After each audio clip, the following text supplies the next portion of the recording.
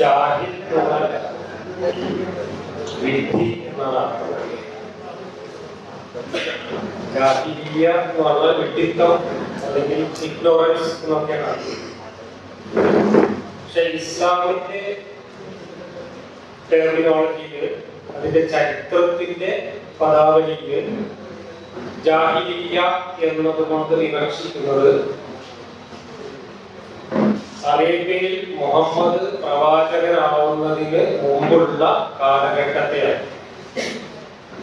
ആ കാലഘട്ടത്തിലെ ആളുകളെല്ലാം വെറും ജാഹിലുകളായിരുന്നു, വിഡ്ഢികളായിരുന്നു, അജ്ഞാനികളായിരുന്നു എന്നുള്ളത് വളരെ കപടമായ ഒരു വാദം ഇസ്ലാമിന്റെ ചരിത്രം മുന്നോട്ട് വയ്ക്കുന്നു. ഞാൻ ഇസ്ലാമിന്റെ ചരിത്രത്തിലെ ഈ വാദം കപടമാണ് എന്നതിന്റെ തെളിവുകളാണ് ഇവിടെ അവതരിപ്പിക്കുന്നത്.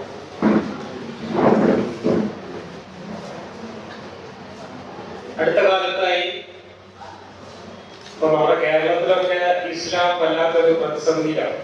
ഇസ്ലാമിന്റെ ആളുകളെല്ലാം വല്ലാതെ വേദാറില്ല. കാരണം സോഷ്യൽ മീഡിയയിൽ ഇസ്ലാമിനെ എല്ലാവരും കൂടെ വളഞ്ഞിട്ട് ആക്രമിച്ചുകൊണ്ടിരിക്കും. ആക്രമിക്കുന്നത് ഫിസിക്കലായിട്ടല്ല, ആശയപരമായി. പുറത്തുനിന്നുള്ളവരല്ല ആക്രമിക്കുന്നത്, ഇസ്ലാമിൽ നിന്ന് തന്നെ പുറത്തേക്ക് വന്നുകൊണ്ടിരിക്കുന്ന ചെറുപ്പക്കാരായ ആളുകളാണ് വലിയ തോതിൽ ഇസ്ലാമിനെതിരെ ആക്രമണം അയച്ചുകൊണ്ടിരിക്കുന്നത്. അപ്പൊ പ്രതിരോധമില്ലാതെ നെട്ടോട്ടം ഓടുന്ന ഒരവസ്ഥയിൽ ഇവര് പലതരത്തിലുള്ള പഴയ വാദങ്ങളും ഉന്നയിച്ചുകൊണ്ടാണ് പിടിച്ചു നിൽക്കാൻ ശ്രമിക്കുന്നത്. അതിലൊരു വാദമോ പുറത്തുനിന്നുള്ള സർട്ടിഫിക്കറ്റുകൾ ഒട്ടിച്ച് കാണിക്കും. അതിൽ ഒരു സർട്ടിഫിക്കറ്റാണ് ബർണാഡ് ഷാ മുഹമ്മദിലേക്ക് ഒരു കോൺടാക്ട് സർട്ടിഫിക്കറ്റ് എഴുതി കൊടുത്തു. മുഹമ്മദ് നബി മഹാനായിരുന്നു, അദ്ദേഹത്തിന് ഇത്രയധികം സ്വാധീനം ഉണ്ടാക്കാൻ സാധിച്ചത് അദ്ദേഹത്തിന് വളരെ പ്രഗത്ഭമായ അല്ലെങ്കിൽ കഴിവുള്ളതുകൊണ്ടാണെന്നും വെറും ഒരു വിമർശകർ പറയുന്നത് പോലെ വെറും ഒരു മാനസിക വിഭ്രാന്തിയോ അല്ലെങ്കിൽ അങ്ങനെയുള്ള ഒരു മോശം മനുഷ്യനായിരുന്നെങ്കിൽ ലോക ചരിത്രത്തിൽ ഇത്രയേറെ സ്വാധീനം ചെലുത്താൻ മുഹമ്മദ് നബിക്ക് സാധിക്കുമായിരുന്നു എന്നത്. ഇതിന്റെ മറ്റൊരു വേർഷൻ വെച്ചാൽ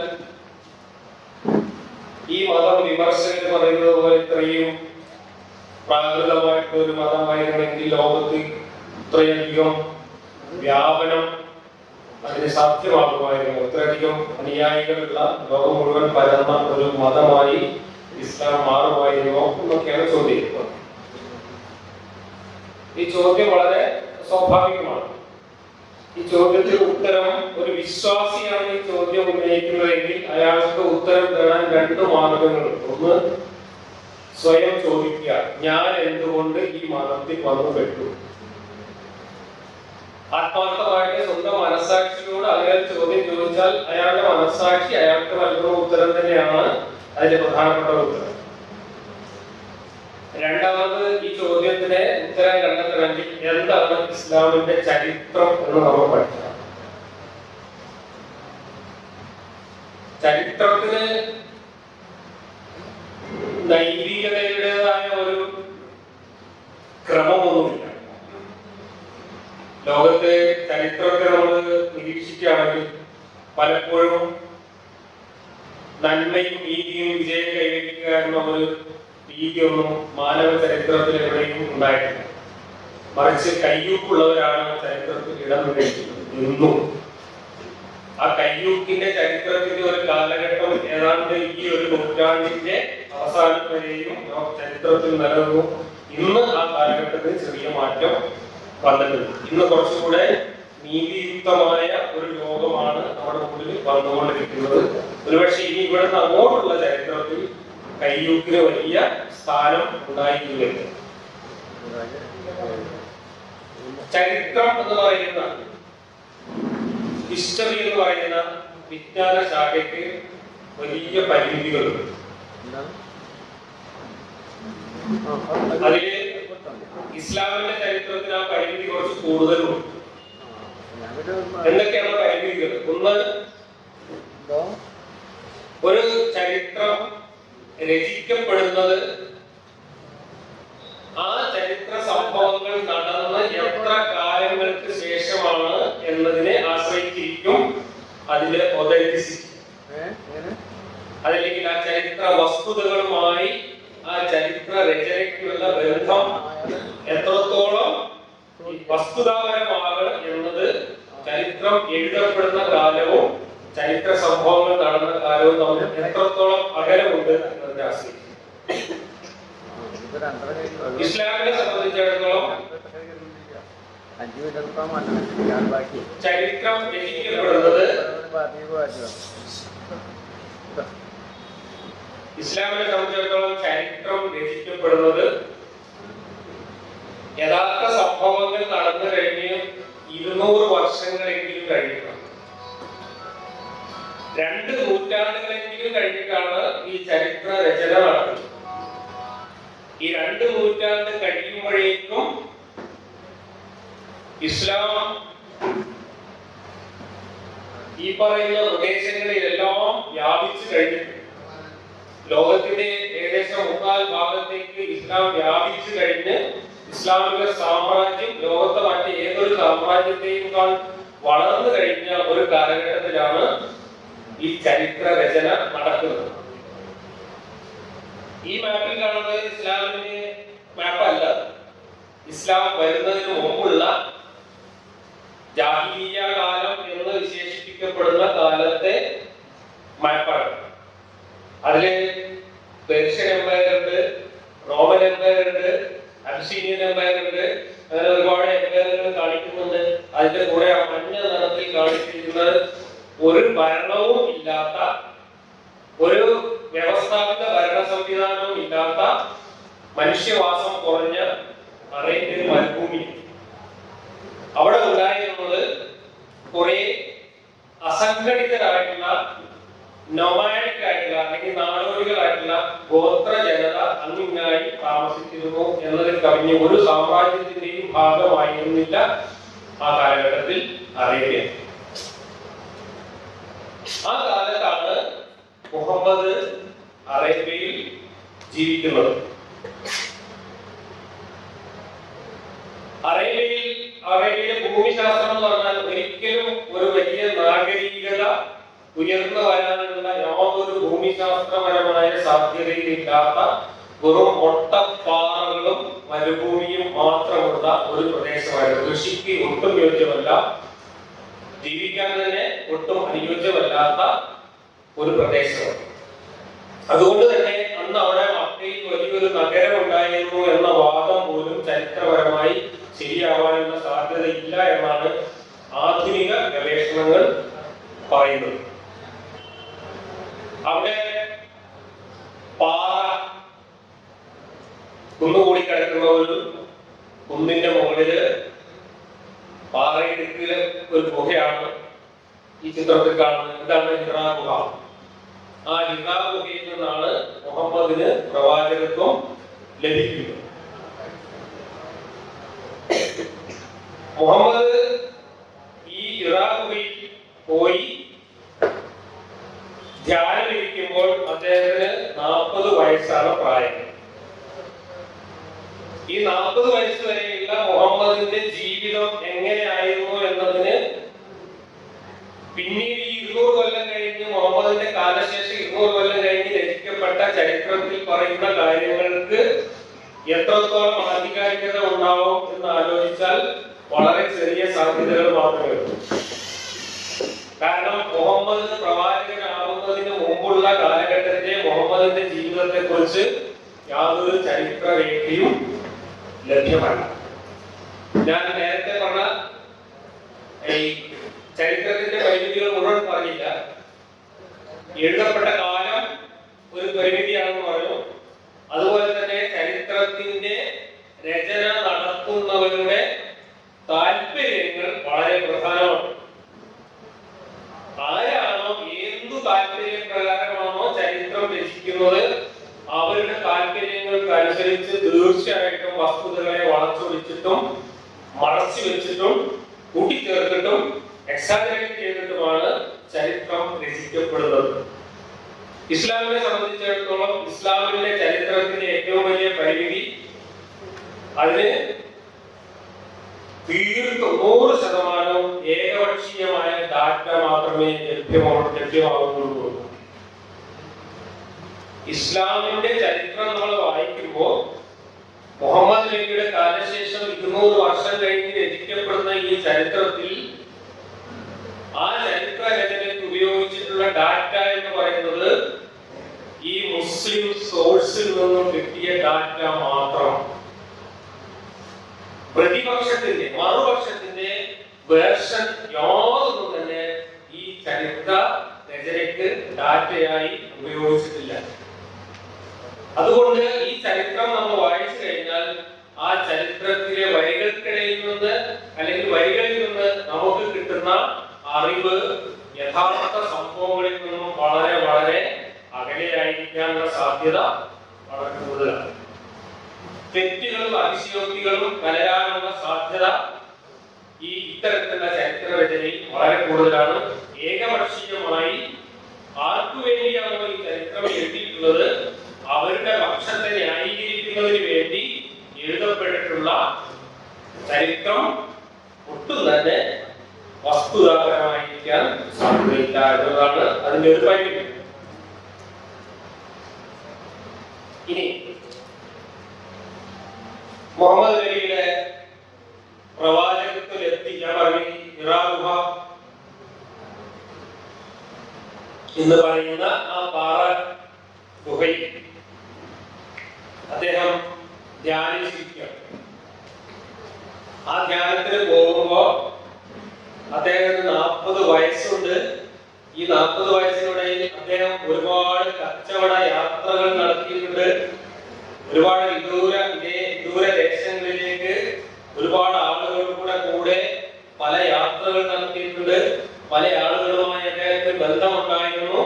ആ അത്തരം യാത്രകളിലെല്ലാം തന്നെ ആ അറേബ്യയിൽ പ്രചാരത്തിൽ നിന്ന എല്ലാ കഥകളും എല്ലാ അറിവുകളും എല്ലാ അന്ധവിശ്വാസങ്ങളും സ്വാഭാവികമായും 40 വയസ്സുകാലത്തെ ജീവിതത്തിനുള്ളിൽ അദ്ദേഹം ആർജിച്ചിട്ടുണ്ട്.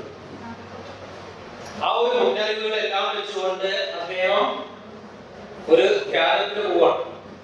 അങ്ങനെ അവിടെ ധ്യാനിച്ചിരിക്കുമ്പോ ഒരു ദിവസം അദ്ദേഹത്തിന് ഒരു അജ്ഞാത അദൃശ്യ ശക്തി വന്നിട്ട് അദ്ദേഹത്തെ പിടിച്ചു ഞെക്കി അദ്ദേഹത്തോട് വായിക്കാൻ പറഞ്ഞു എന്നൊക്കെയാണ് കഥ. ആ വന്നത് ഗബ്രിയേൽ എന്ന് പറയുന്ന ബൈബിൾ കഥയിലെ മാലാഖയാണ് വന്നത്. കാരണം മുഹമ്മദ് ധ്യാനത്തിന് പോകുമ്പോഴേക്കും ഏതാണ്ട് ബൈബിൾ കഥകളൊക്കെ ഏറെക്കുറെ പഠിച്ചു വെച്ചിട്ടാണ് പോയത്. അപ്പൊ ഈ ബൈബിൾ കഥയുടെ അടിസ്ഥാനത്തിലുള്ള ചിന്തകളുമായിട്ട് ഇരിക്കുന്ന അദ്ദേഹത്തിന് ഗബ്രിയേൽ എന്നാണ് അറബിയിലെ ജിബ്രീൽ മാലാഖ വന്നത്. അദ്ദേഹത്തോട് വായിക്കാൻ പറഞ്ഞു എന്നാണ് കഥ. പക്ഷെ അദ്ദേഹം വായിക്കല്ല ചെയ്തത്. അദ്ദേഹം പേടിച്ച് വിറച്ച് അവിടെ നിന്ന് ഇറങ്ങി വീട്ടിലേക്ക് ഓടി. പിന്നീട് അദ്ദേഹത്തിന് ഈ ഹിറാ ഗുഹയിൽ വെച്ചുണ്ടായ ഈ അനുഭവം എന്താണ് എന്ന് അറിയാനും അദ്ദേഹത്തിന്റെ അടുത്ത് വന്നത് ആരാണ് എന്ന് അറിയാനും വേണ്ടിയുള്ള പരിശോധനകളും പരീക്ഷണങ്ങളുമാണ് പിന്നീട് അവിടെ നടക്കുന്നത്. അവിടെ ഏറ്റവും വലിയ ഒരു തമാശ എന്താണെന്ന് വെച്ചാൽ ജാഹിലിയ്യ എന്ന് വിളിക്കപ്പെടുന്ന ഈ അറബി സമൂഹത്തിന്റെ ഇടയിൽ നിലനിന്നിരുന്ന അന്ധവിശ്വാസങ്ങളെ അവലംബിച്ചാണ് ഈ പരീക്ഷണങ്ങളെല്ലാം നടന്നത്. ഇസ്ലാമിന്റെ ഏറ്റവും വലിയ വൈരുദ്ധ്യമാണ് ഇസ്ലാമിന്റെ പ്രവാചകനായി മുഹമ്മദ് പ്രത്യക്ഷപ്പെടുന്നത് മുഹമ്മദിന്റെ അടുത്ത് വന്നത് ജിബ്രീൽ എന്ന മലക്കാണ് എന്ന് സ്ഥിരീകരിക്കപ്പെടുന്നത്. മുഹമ്മദിന്റെ പ്രവാചകത്വത്തിന്റെ അടിത്തറ തന്നെ സ്ഥിരീകരിക്കപ്പെടുന്നത് പക്കാ ജാഹിലിയ്യ പരീക്ഷണത്തിന്റെ അടിസ്ഥാനത്തിലാണ്. അതിലൊരു പരീക്ഷണം, വളരെ രസകരമായ പരീക്ഷണം നടത്തുന്നത് അദ്ദേഹത്തിന്റെ പത്നിയായിരുന്ന ഖദീജ തന്നെ. അപ്പൊ ഖദീജയ്ക്ക് അറിയാവുന്ന ജാഹിലിയ്യ ശാസ്ത്രം അനുസരിച്ച്, അന്നത്തെ അന്ധവിശ്വാസം അനുസരിച്ച് മുഹമ്മദിന് പ്രത്യക്ഷപ്പെട്ടത് മാലാഖയാണോ അതോ പിശാചാണോ എന്ന് പരിശോധിക്കേണ്ടത്. അപ്പൊ മാലാഖയെയും പിശാചിനെയും വേർതിരിച്ചറിയാൻ അന്നത്തെ ജാഹിലിയ്യ പരീക്ഷണം എന്താണ്? ഖദീജ ചെയ്ത പരീക്ഷണം. ഖദീജ ആദ്യം മുഹമ്മദിനെ വിളിച്ചിട്ട് ഇനി ഇടക്കിടക്ക് ആകാശത്ത് ജിബ്രീൽ പ്രത്യക്ഷപ്പെടുന്നുണ്ടെന്നാണ് മുഹമ്മദ് പറഞ്ഞത്. അങ്ങനെയാണെങ്കിൽ ഇനി ആകാശത്ത് ജിബ്രീൽ പ്രത്യക്ഷപ്പെടുമ്പോ അല്ലെങ്കിൽ ആരാണ് പ്രത്യക്ഷപ്പെടുമ്പോ എന്നോട് വിവരം പറയണമെന്നോ? അങ്ങനെ ഒരിക്കൽ ആകാശത്ത് ചിറങ്ങിരിച്ച് ഈ ചങ്ങാതി വന്നപ്പോ മുഹമ്മദ് പറഞ്ഞു അതാ വന്നിട്ടുണ്ട്. പക്ഷെ ഖദീജയ്ക്ക് നോക്കുമ്പോ കാണാനല്ല, വേറെ ആർക്കും കാണാൻ പറ്റില്ല, നോക്കുമ്പോ മുഹമ്മദ് മാത്രമേ കാണുന്നുള്ളൂ. അങ്ങനെ ഖദീജ മുഹമ്മദിനെ വിളിച്ചിട്ട് എന്റെ വലത്തെ തുടയിൽ ഇരിക്കുമോ?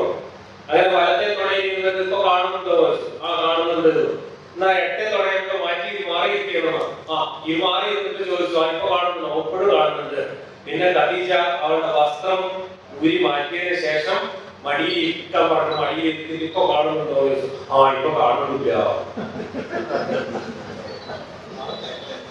അപ്പൊ ഖദീജ പറയാണ്, അങ്ങനെയാണെങ്കിൽ അത് ചെയ്യിക്കാനല്ല മലക്ക് തന്നെയാണ്.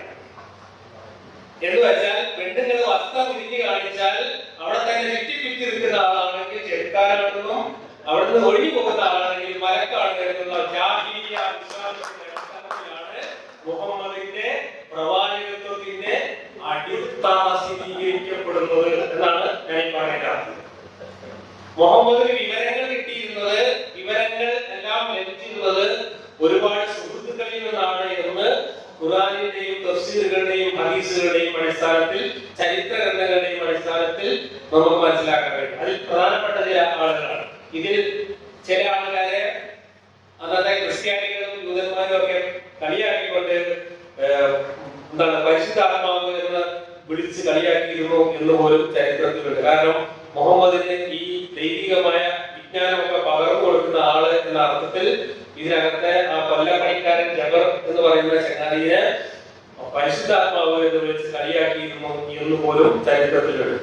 ഈ ഉവൈദി വംശജനായ ആയേഷ്, സൽമാനുൽ ഫാരിസ് എന്ന് പറഞ്ഞ പേർഷ്യക്കാരൻ, അബ്സീനിയക്കാരനായ ബിലാല്, കൊല്ലപ്പണിക്കാരനായ കടവന്ന ക്രിസ്ത്യാനിയായ ജബർ, പിന്നെ ഈ ഖദീജയുടെ തന്നെ അമ്മാവനായിരുന്ന വറഖത്ത് ബിൻ നൗഫൽ എന്ന് പറയുന്ന ആളുകളൊക്കെയാണ് മുഹമ്മദിന് ഈ അസാത്തീറുൽ അവലിയിലെല്ലാം പറഞ്ഞു കൊടുത്തത്. അതായത് പൂർവികരുടെ കെട്ടുകഥകൾ, ബൈബിളിലൊക്കെ കെട്ടുകഥകളെല്ലാം അദ്ദേഹത്തിന് പറഞ്ഞു കൊടുത്തത് ഇവരൊക്കെയാണ്.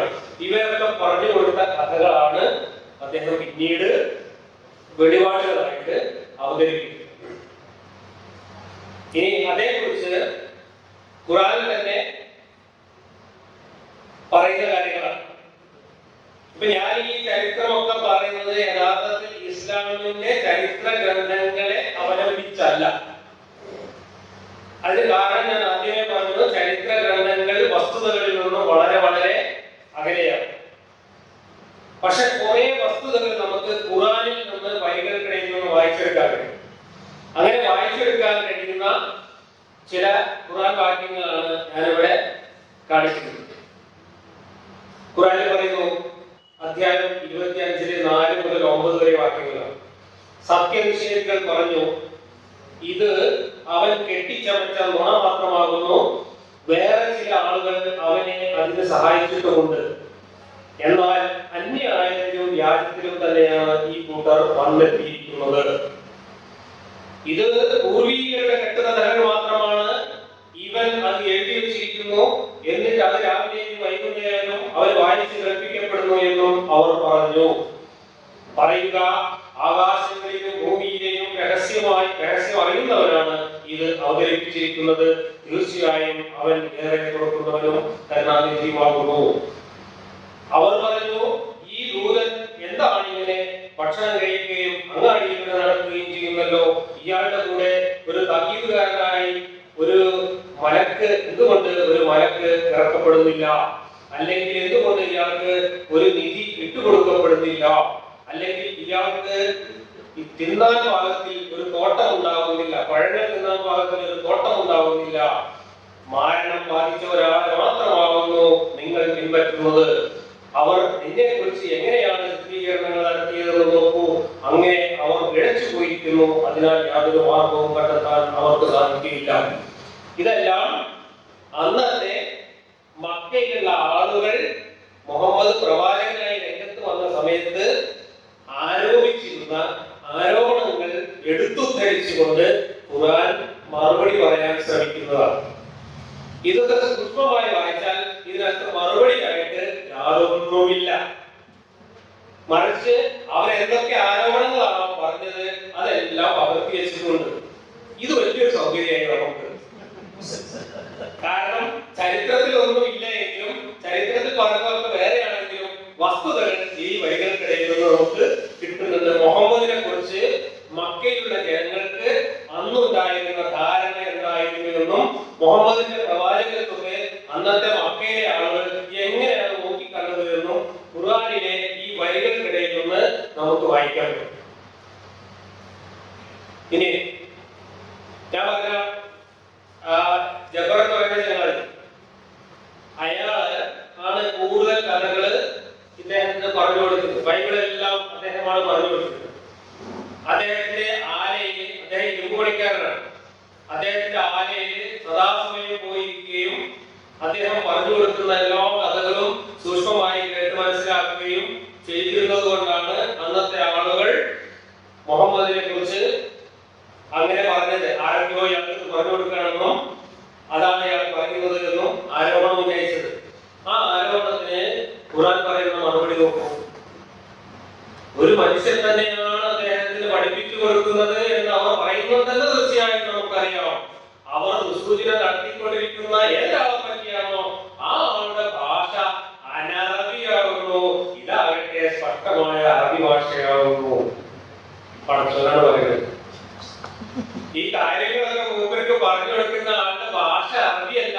പക്ഷെ മുഹമ്മദ് നബി ഇതെല്ലാം പറയുന്നത് അറബിയിലാണല്ലോ. അപ്പൊ പിന്നെ നിങ്ങൾ പറയുന്നത് എന്താണ് അർത്ഥം? അപ്പൊ ഞാൻ ഈ കാര്യങ്ങളൊക്കെ ഇംഗ്ലീഷിലും അറബിയിലൊക്കെ പഠിച്ചിട്ടാണ് നമ്മൾ മലയാളത്തിൽ പറയുന്നത്. അപ്പൊ എനിക്ക് ഇംഗ്ലീഷ് അറിയില്ല, എനിക്ക് എന്റെ ഭാഷ മലയാളമാണെന്നതോടെ എനിക്ക് വേറെ ഭാഷയിൽ കിട്ടുന്ന വിഷയങ്ങളൊന്നും പറയാൻ കഴിയില്ല. എന്തെങ്കിലും മണ്ടത്തരായി പറയുന്നത്. പിന്നെ ഈ അറബിയിൽ വന്നിട്ട് കൊല്ലപ്പണി എഴുതിക്കൊണ്ടിരിക്കുന്ന അയാൾ കുറെ കാലം അറബികളുമായിട്ട് ഇടപഴകിയപ്പോ സ്വാഭാവികമായിട്ടും അത്യാവശ്യം ആശയവിനിമയത്തിലുള്ള അറബിയാണ് പഠിച്ചിട്ടുണ്ടോ? അയാളുടെ മാതൃഭാഷ അറബി അല്ലെങ്കിൽ പോലും ഈ മുഹമ്മദിന് ഈ ബൈബിളിന്റെ കഥയെല്ലാം പറഞ്ഞു കൊടുക്കാൻ മാത്രം ആശയവിനിമയം നടത്താനുള്ള കഴിവ് അയാൾക്കുണ്ടെങ്കിൽ ഇയാൾക്ക് കിട്ടിയ ആശയം ഇയാൾ ഇയാളുടെ ഭാഷയിൽ പുനരാവിഷ്കരിക്കുന്ന എന്തെങ്കിലും അത്ഭുതമുണ്ടോ? ഇതൊക്കെ ഒരു പഴക്കം പറയാൻ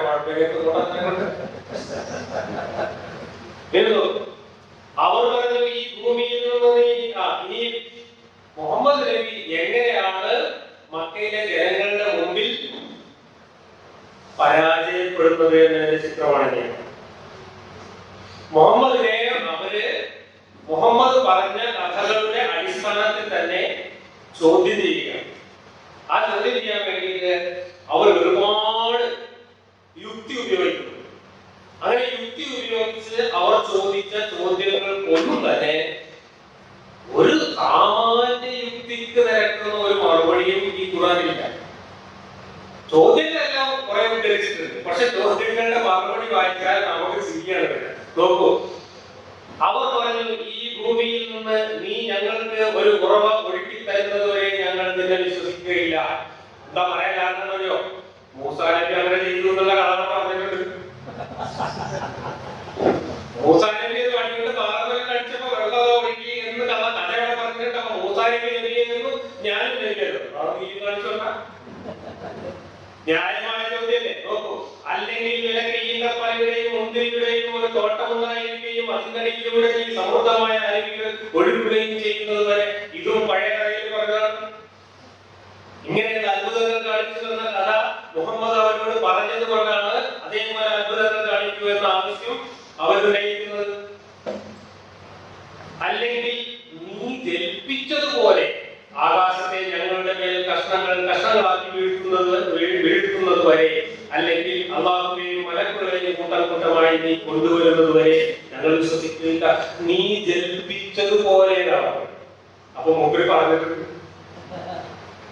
ആകാശത്തിന്റെ കഷ്ണം തലയിൽ കൂടെ വീഴ്ത്തിയ കഥ പറഞ്ഞിട്ടുണ്ട്. കാരണം മൂസാ നബിയുടെ കാലത്ത് മൂസാ നബി ഈ ഭൂമിയിലൂടെ ഇസ്രായേലിനെ കൊണ്ടുപോകുന്ന സമയത്ത് അദ്ദേഹത്തിന് ഏതെങ്കിലും ഒരു അനുസരണക്കേട് ആരെങ്കിലും ഒരു ഇസ്രായേലിനെ കാണിച്ചാൽ ഉടനെ അവിടെ ആകാശത്തിന്റെ കഷ്ണം പൊളിച്ചു വീഴ്ത്തിയിട്ടും ഭൂമി വളർന്നതും കുന്നുമലയിടിച്ചിട്ടും കൊടുങ്കാറ്റുണ്ടാക്കിയിട്ടും പലതരത്തിലും നേരിട്ട് ദൈവം അവരെ ശിക്ഷിച്ചുകൊണ്ടിരുന്നു. ഈ കഥയെല്ലാം പറഞ്ഞതുകൊണ്ടാണ് അതുപോലുള്ള അത്ഭുതങ്ങൾ ഞങ്ങൾക്കും കാണണം എന്ന ആവശ്യം അവരുന്നയിക്കുന്നത്. അല്ലെങ്കിൽ നിനക്ക് സ്വർണം കൊണ്ടുള്ള ഒരു വീടുണ്ടാവുന്നത് വരെ, ഇത് മിൽക്കീസിന്റെ ഒക്കെ കഥ പറയുമ്പോ വരുന്ന കഥയാണ്.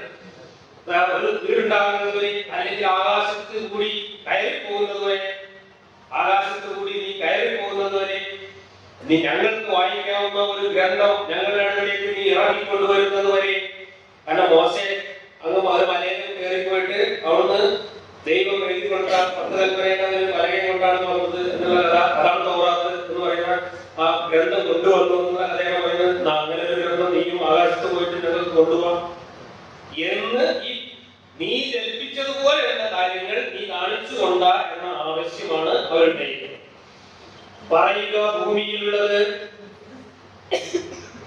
മലക്കുകളെ കാണിച്ചു തരാൻ വേണ്ടി പറഞ്ഞതിന് മറുപടിയാണ്. മലക്കുകളെ ഞങ്ങളുടെ എന്തുകൊണ്ടാണ് ഈ ജനങ്ങൾക്ക് സന്മാർഗം വന്നപ്പോൾ അവർ അത് വിശ്വസിക്കാതിരിക്കുന്നതിന് തടസ്സമായത് അള്ളാഹു ഒരു മനുഷ്യനെ ദൂതനായി നിയോഗിച്ചിരിക്കുകയാണോ എന്ന അവരുടെ വാക്ക് മാത്രമായിരുന്നു എന്നാണ് അവിടെ പറയുന്നത്. അതായത് മനുഷ്യർക്ക് മാർഗദർശനം നൽകാൻ മനുഷ്യരിൽ നിന്ന് തന്നെ ഒരാളെ തെരഞ്ഞെടുത്തിട്ട് ഇങ്ങനെ ചെയ്യേണ്ട ആവശ്യം ദൈവത്തിനില്ല എന്നുള്ള സ്വാഭാവികമായിട്ട് യുക്തിയാണ് ചോദ്യം. എന്തുകൊണ്ട് ഈ മലക്ക് വന്നിട്ട് മുഹമ്മദ് കൊടുത്ത് അതിനാരും സാക്ഷിയില്ലാതെ പിന്നെ മുഹമ്മദ് നമുക്ക് തരേണ്ട ആവശ്യമില്ല? മലക്കളെ ഞങ്ങൾക്ക് കൂടെ കണ്ടുകൂടെ? ഞങ്ങൾക്ക് കൂടെ ഈ കൊണ്ടുവരുന്ന മലക്കളെ കാണാൻ പറ്റുന്നുണ്ടെങ്കിൽ ഞങ്ങൾക്ക് കുറെ കൂടെ വിശ്വസിക്കാൻ പറ്റില്ലേ? അതുകൊണ്ട് മലക്കിനെ എന്തുകൊണ്ട് ഈ മെസ്സേജുമായി നേരിട്ട് ഞങ്ങളുടെ മുമ്പിലേക്ക് ഇറക്കിയില്ല? എന്തിനാണ് ഈ 2-3 തോന്നിപ്പോ കെട്ടിട്ട് ഇടനിലക്കാരെ വെച്ചിട്ട് ഇങ്ങോട്ട് വരുന്നു? അതേസമയത്ത് അങ്ങോട്ട് പാടില്ല എന്ന് പറയുന്നത്. അങ്ങോട്ട് ഇടനിലക്കാരെ പാടില്ല എന്നതാണ് ഏറ്റവും വലിയൊരു പ്രശ്നം. ഇങ്ങോട്ട് 2-3 ഇടനിലക്കാരെ വെച്ച് തോണ്ടി കെട്ടിട്ട് തരുന്നു. എന്താ ഈ മലക്കളെ ഞങ്ങൾക്ക് നേരിട്ട് കണ്ടൂടെ? ഈ മലക്കളെ മുന്നേറെ ഞങ്ങൾക്ക് നേരിട്ട് കണ്ടൂടെ എന്ന ചോദ്യത്തിനുള്ള മറുപടിയാണ്. ഭൂമിയിലുള്ളത് നടക്കുന്ന മലക്കുകളായിരുന്നെങ്കിൽ അവരിലേക്ക് ആകാശത്ത് നിന്ന് നാം ഒരു മലക്കിനെ അയക്കുമായിരുന്നു. അല്ലാത്തതുകൊണ്ട് ഭൂമിയിൽ മലക്കളാണ് ഉണ്ടായിരുന്നതെങ്കിൽ മലക്കൾക്ക് ഞാൻ ഒരു മലക്കളെ അയച്ചുകൊണ്ടായിരുന്നു എന്ന് പറയുന്നതിന്റെ അർത്ഥമാണ് ഇവിടെ മനുഷ്യർക്ക് മാർഗദർശനം ചെയ്യാൻ നൽകാൻ മറ്റൊരു അത്ഭുത ജീവിയെ അയക്കുന്നതാണല്ലോ വിശ്വാസയോഗ്യമായിട്ടുള്ള കാര്യം. മലക്ക് വന്നിട്ട് മനുഷ്യന്മാരോട് പറയുകയാണെങ്കിൽ മനുഷ്യർക്ക് വിശ്വസിക്കാൻ പറ്റും. പക്ഷെ മനുഷ്യന്മാരുടെ ഇടയിൽ നിന്ന് ഒരാൾ വന്നിട്ട് എന്റെ അടുത്ത് രാത്രി നിങ്ങളാണെന്ന് ഒരാൾ വന്നിരുന്നു നുണ പറഞ്ഞാൽ അത് വിശ്വസിക്കാൻ ആളെ പറ്റും.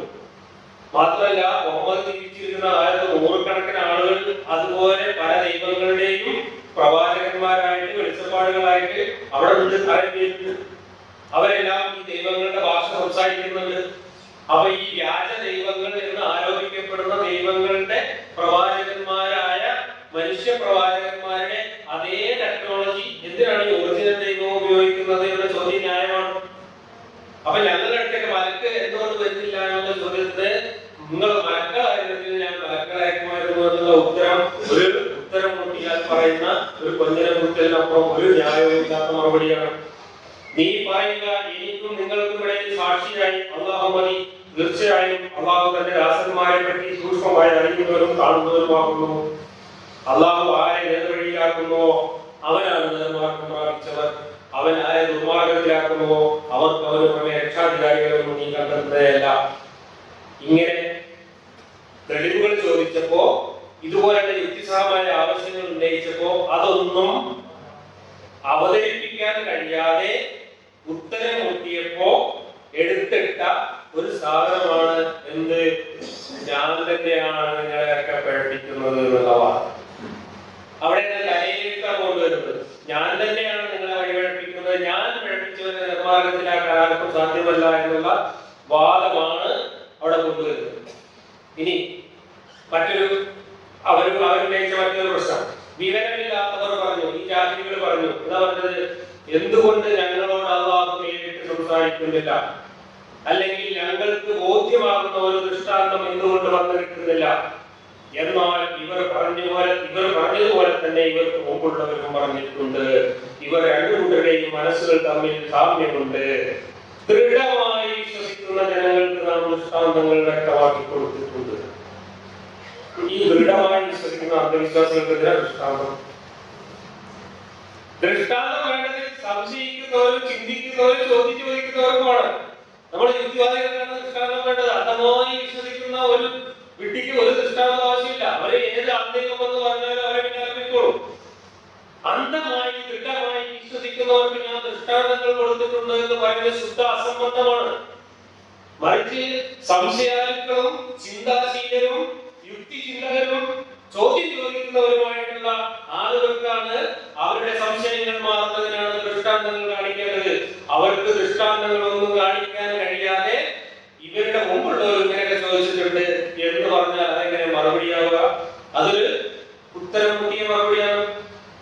ഇനി നമ്മളെ കണ്ടുമുട്ടാൻ അശ്വർ പറഞ്ഞു നമ്മുടെ മേൽ മലക്കുകൾ ഇറക്കപ്പെടുകയോ നമ്മുടെ രക്ഷിതാവിനെ നാം നേരിൽ കാണുകയോ ചെയ്യാത്തതെന്താണ്? തീർച്ചയായും അവർ സ്വയം ഗർവ് കാണിക്കുകയും വലിയ ധിക്കാരം കാണിക്കുകയും ചെയ്തിരിക്കുന്നു. അതാണ് മറുപടി. മലക്കുകൾ എന്താണ് നമുക്ക് കാണിച്ചു തരാത്തത്, നമ്മുടെ ദൈവത്തിന് എന്താ നമുക്ക് കാണിച്ചു തരാത്തത് തുടങ്ങിയിട്ടുള്ള ചോദ്യങ്ങൾ ചോദിച്ചതിനുള്ള ഉത്തരം അവർക്ക് ഗർവമാണ്, അവർക്ക് അഹങ്കാരമാണ്, ധിക്കാരമാണ് എന്ന മറുപടിയാണ്. മലക്കുകളെ അവർ കാണുന്ന ദിവസം, പിന്നെ വരുന്നത് ഭീഷണിയാണ്. മലക്കുകളെ അവർ കാണുന്ന ദിവസം അന്നേ ദിവസം കുറ്റവാളികൾക്ക് യാതൊരു സന്തോഷ വാർത്തയുമില്ല, കർക്കശമായ വില കൽപ്പിക്കപ്പെട്ടിരിക്കുകയാണ് എന്നായിരിക്കും അവർ പറയുക.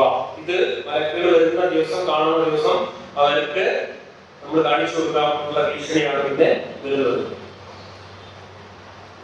ഇനി ഇതൊക്കെ പറഞ്ഞപ്പോൾ ശിക്ഷയുടെ ഭീഷണി മുഴക്കാണ്.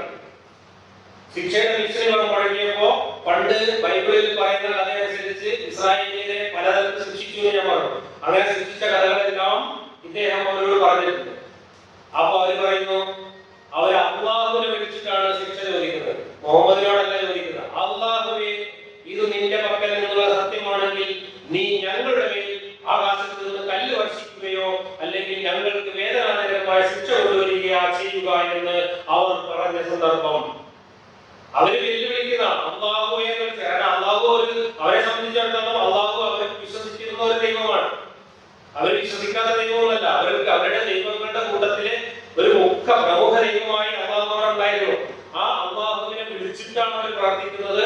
ഇദ്ദേഹം പറയുന്നത് പോലെയാണെങ്കിൽ, ഇദ്ദേഹം പറയുന്നതാണ് ശരിയെങ്കിൽ ഞങ്ങളുടെ മേൽ ശിക്ഷ ഇറക്കി കാണിച്ചുകൊണ്ടാ എന്ന് അവരാണ് പ്രാർത്ഥിക്കുന്നത്. അതിന് പറയുന്ന മറുപടി നോക്കൂ, എന്നാൽ നീ അവർക്കിടയിൽ ഉണ്ടായിരിക്കെ അള്ളാഹു അവരെ ശിക്ഷിക്കുന്നതല്ല, അവർ പാപമോചനം നേടിക്കൊണ്ടിരിക്കുമ്പോഴും അള്ളാഹു അവരെ ശിക്ഷിക്കുന്നതല്ല. അപ്പൊ മുഹമ്മദ് അവരുടെ കൂടെ വന്നതുകൊണ്ടാണ് ശിക്ഷിക്കാത്തത് എന്നാണ് പറയുന്നത്. എന്നാൽ നോക്കുന്നത് ബൈബിളില് മൂസാ നബിയും ഹാറൂൻ നബിയും ഉള്ളപ്പോഴാണ്, രണ്ട് നബിമാരുള്ളപ്പോഴാണ് ഇസ്രായേലിനെ ശിക്ഷിച്ചത്. ആ ശിക്ഷിച്ച കഥ ബൈബിളിൽ കാണിച്ചു തരാമില്ലേ? ഇനി ഈ സംഭവം ഉന്നയിച്ച ആള് നെഹ്റുവിൽ എന്ന് പറയുന്ന ആളാണ്. അദ്ദേഹമാണ് അള്ളാഹുവിനെ വിളിച്ചിട്ട് ഇങ്ങനെ ശിക്ഷയ്ക്ക് വേണ്ടി പ്രാർത്ഥിച്ചത് എന്ന് പറയുന്നത്. ആ നെഹ്റുവിൽ പ്രാർത്ഥിച്ചിട്ടാണ് ഈ മറുപടി വന്നത്. പക്ഷെ എന്നിട്ട് പറയുന്നത് ഒരു തഫ്സീറിൽ പറയുന്നത്, ഇബ്നു അബ്ബാസിന്റെ തഫ്സീറിൽ പറയുന്നത്, ഈ നെഹ്റുവിനെ പിന്നീട് ബദർ യുദ്ധത്തിൽ തടവുകാരനായി പിടിച്ചിട്ട് കൊന്നു. അപ്പൊ അള്ളാഹിന്റെ ശിക്ഷ കിട്ടിയതാണ്. അപ്പൊ നബി കൂടെ ഉള്ളപ്പോൾ അള്ളാഹു ശിക്ഷിക്കുകയില്ല എന്നാണ് നേരത്തെ പറഞ്ഞത്. നബി കൂടെ ഉള്ളപ്പോൾ തന്നെ അള്ളാഹു ശിക്ഷിച്ചില്ല, പക്ഷെ നബി പിടിച്ചുകൊണ്ടേ കൊന്നു. അത് നബി കൂടെ ഉള്ളപ്പോൾ അള്ളാഹിന്റെ ശിക്ഷയാണെന്നാണ് തഫ്സീറിൽ പറയുന്നത്. നോക്കൂ വൈദ്യം, അള്ളാഹു പറയുന്നത് നബി കൂടെ ഉള്ളപ്പോൾ ശിക്ഷിക്കില്ല, പക്ഷെ നബി തന്നെ ഇയാളെ പിടിച്ചുകൊണ്ടേ ശിക്ഷിച്ചത്, ഇയാളെ കൊന്നത് അള്ളാഹിന്റെ ശിക്ഷയാണ് എന്ന് തഫ്സീറുകളിൽ പറയുകയും ചെയ്തു. ഇനി ബൈബിളില് സംഖ്യാപുസ്തകത്തില് ഈ ശിക്ഷ കൊടുത്ത കാര്യം, അതിനകത്ത് ആരോ ചില തെറ്റുകൾ ചെയ്തു. അതിന്റെ ദിശാംശങ്ങളിലേക്ക് ഞാൻ പോകുന്നത്, തെറ്റുകൾ ചെയ്തപ്പോ എല്ലാവരും ഇവിടെ ശിക്ഷിക്കുമെന്നുള്ള ഭീഷണി വന്നു. എല്ലാവരും ഇവിടെ ശിക്ഷിക്കുമെന്ന ഭീഷണി വന്നപ്പോൾ ചില ആൾക്കാര് ചോദിച്ചു, മോശയോട് പറയൂ, അങ്ങനെ ഒരാൾ തെറ്റ് ചെയ്തിട്ട് ഞങ്ങൾ എല്ലാവരും കൂടെ ശിക്ഷിക്കുന്നത് ശരിയല്ലല്ലോ എന്ന് പറഞ്ഞപ്പോ മോശയോട് യഹോവ പറഞ്ഞു കൊടുക്കുന്നതെന്താണ്, ആ ശിക്ഷിക്കാനുള്ള ആൾക്കാരുടെ വീടിന്റെ അടുത്തുനിന്ന് അവരോടൊക്കെ മാറാൻ പറയൂ എന്ന് പറഞ്ഞിട്ട് അവരെ എല്ലാവരും സ്ഥലം മാറ്റിച്ചു. അങ്ങനെ മാറ്റിച്ചിട്ട് ഈ തെറ്റ് ചെയ്ത ആൾക്കാരുടെ വീടിന്റെ അടുത്ത് ഭൂമി വായ പിളർന്നിട്ട് അവരെല്ലാരും കൂടെ ഭൂമിയൊക്കെ വിഴുങ്ങിയതാണ്. അപ്പൊ അവിടെ രണ്ട് നബിമാർ ജീവിച്ചിരിക്കുന്ന സമയത്ത് കുറ്റം ചെയ്ത ആൾക്കാരെ മാത്രം പിടിച്ച് ശിക്ഷിച്ചു എന്ന്, അല്ലാത്തവരെ ഒഴിവാക്കി ശിക്ഷിച്ചു എന്ന കഥയാണ് ബൈബിളിൽ പറയുന്നത്. പക്ഷെ ഖുറാനിൽ പറയുന്നത് നബി കൂടെ ഉള്ളപ്പോൾ അള്ളാഹ് ശിക്ഷിക്കാൻ കഴിയില്ല എന്നാണ്. എന്നിട്ട് നബി കൂടെ ഉള്ളപ്പോൾ തന്നെ അത് പറഞ്ഞ ആളെ കൊണ്ടേക്ക് കൊന്നിട്ട് അത് അള്ളാഹിന്റെ ശിക്ഷയാണെന്ന് പറയും. നോക്കൂ. യഹോവ ഒരു അപൂർവ കാര്യം പ്രവർത്തിക്കുക. ഇത് മോശ അവരോട് പറഞ്ഞാണ്. യഹോവ ഒരു അപൂർവ കാര്യം പ്രവർത്തിക്കുകയും ഭൂമി വായ് തുടർന്ന് അവർക്കുള്ള സകലത്തെയും വിഴുങ്ങിക്കളയുകയും അവർ ജീവനോട് പാതാളത്തിലേക്ക് ഇറങ്ങുകയും ചെയ്താൽ അവർ യഹോവയെ നിരസിച്ചു എന്ന് നിങ്ങൾ അറിയും.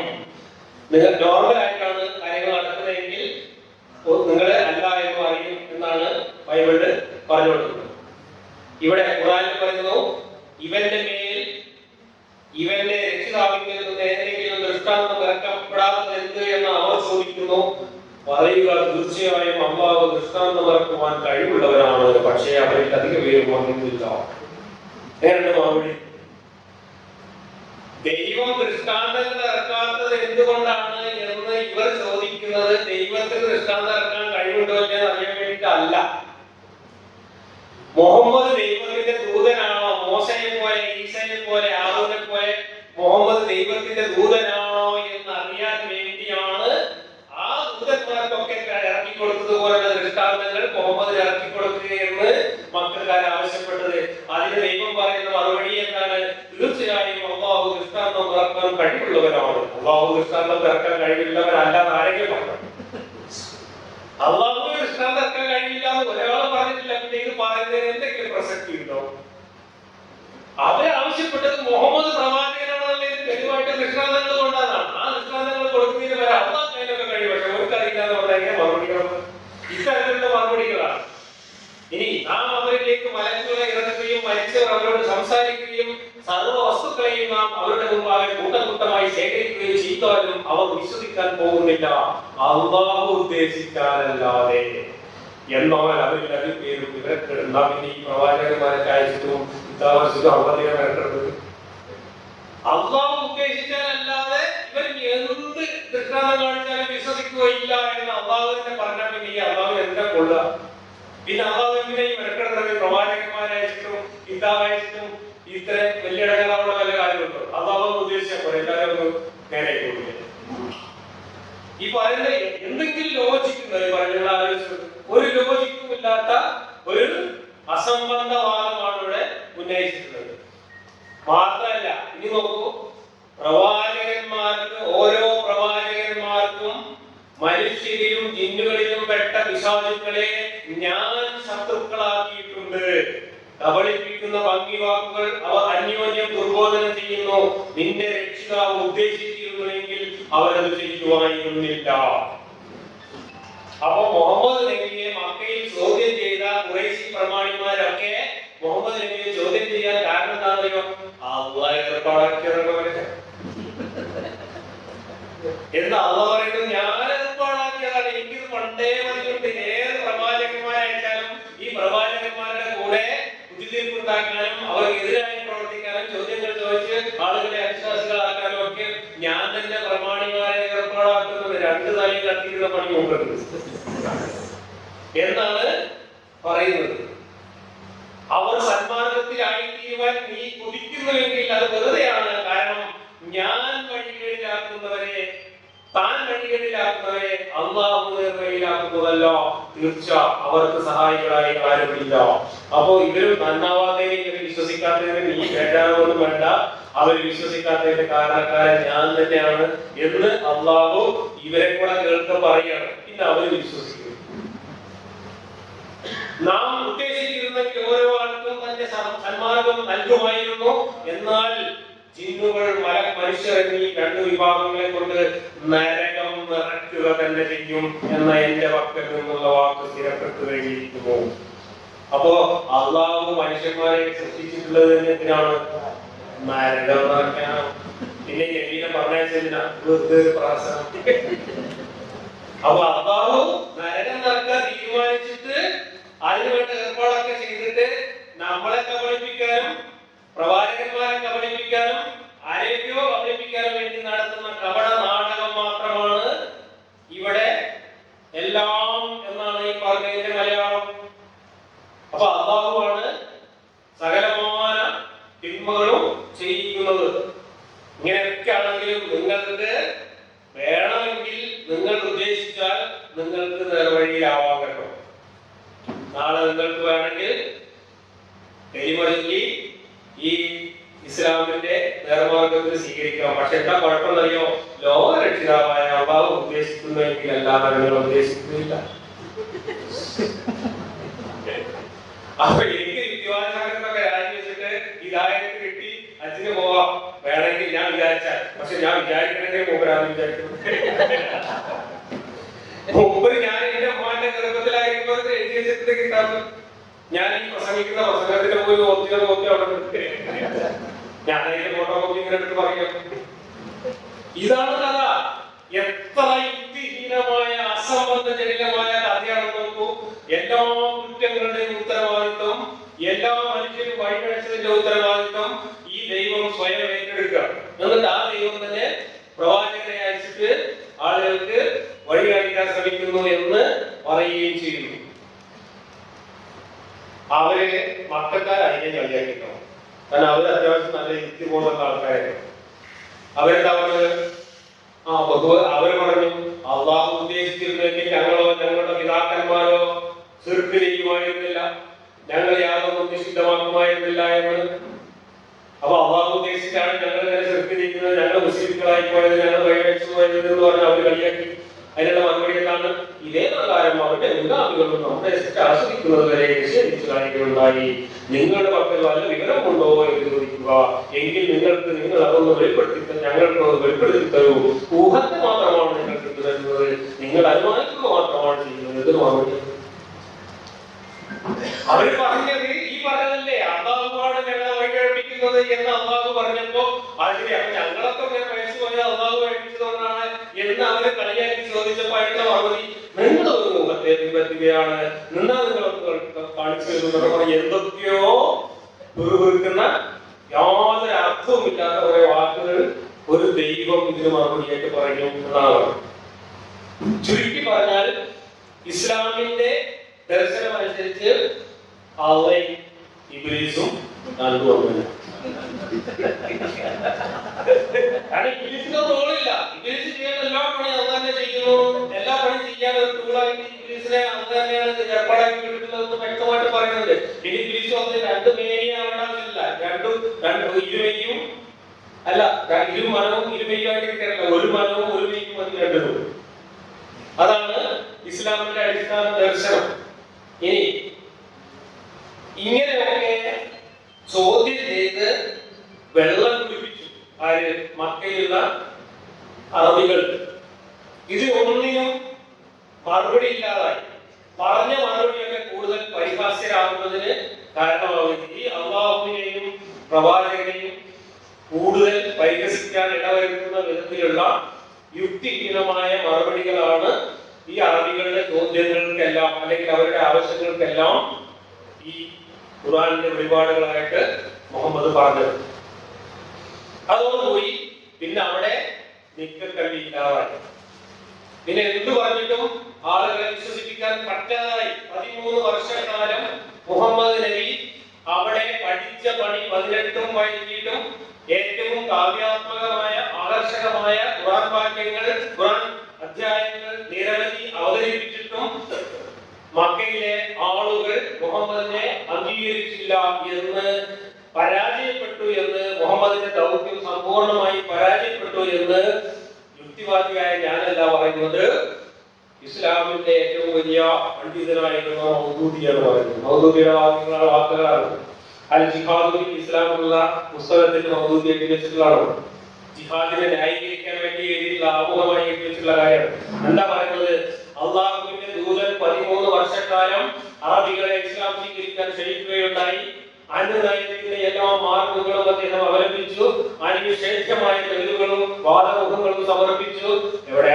ഭക്തിയുടെയും ധാർമ്മികതയുടെയും മാതൃകയായി തന്റെ ജീവിതം അവരുടെ മുമ്പിൽ കാഴ്ചവെച്ചു. ആ ഭാവമത്ര അവരുമായി ആശയവിനിമയം നടത്തി. പക്ഷേ അദ്ദേഹത്തിന്റെ ജനത ഇസ്ലാം സ്വീകരിച്ചില്ല. ആ പറഞ്ഞൊക്കെ അതൊന്നും ഉണ്ടായിട്ടില്ല. അദ്ദേഹം ഈ പറഞ്ഞതുപോലെ കുറെ വിഡിത്തങ്ങൾ പറഞ്ഞു, അതൊന്നും അവർ വിശ്വസിച്ചില്ല. അനുനയത്തിന്റെ എല്ലാ മാർഗങ്ങളും പരാജയമായി കലാശിച്ചപ്പോൾ പ്രവാചകൻ ഖഡ്ഗം കയ്യിലെഴുതി. ഖഡ്ഗം അത് ഈ പിന്നീട് പറയുന്ന കാര്യങ്ങൾ മക്കയിൽ നിന്ന് പോയതിനു ശേഷം നടന്ന കാര്യങ്ങളാണ്. മക്കയിൽ 13 കൊല്ലം പരാജയപ്പെട്ടു. ആ പരാജയം കാരണം പിന്നെ മദീനയിലേക്ക് പലായനം ചെയ്യുകയും അവിടെ നിന്ന് വാളുകൊണ്ട് ചെയ്തു. അങ്ങനെയാണ് ഇസ്ലാം ലോകത്ത് വ്യാപിച്ചത് എന്നാണ് അദ്ദേഹം പറയുന്നത്. മുഴുവൻ ഞാൻ വായിക്കുന്നില്ല, നിങ്ങൾക്ക് വായിക്കാൻ പറ്റുമെങ്കിൽ വായിക്കും.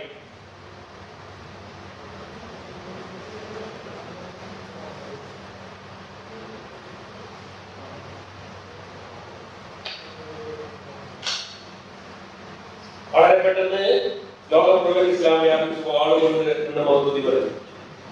ഇത് നമ്മൾ പറഞ്ഞാൽ പറയും നിങ്ങൾ പറയണം, മൗദൂദി പറഞ്ഞത് നമുക്ക് മറുപടി പറയേണ്ട ആവശ്യം.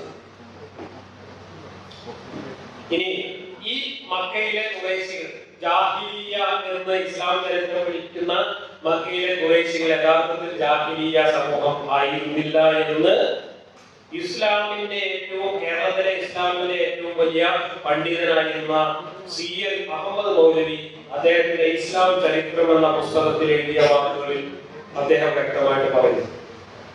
അദ്ദേഹം സ്വന്തം അഭിപ്രായത്തിലല്ല പറയുന്നത്, ഒരുപാട് ചരിത്ര രേഖകളുടെ തെളിവുകൾ ഉദ്ധരിച്ചുകൊണ്ട് അദ്ദേഹം പറയുന്നു. എന്താ പറയുന്നത്? ഈ ഖുറൈശികൾ നമ്മളിൽ പലരും ധരിച്ചു വെച്ചതുപോലെ വിഡ്ഢികളോ അജ്ഞാനികളോ ജാഹിലുകളോ ആയിരുന്നില്ല.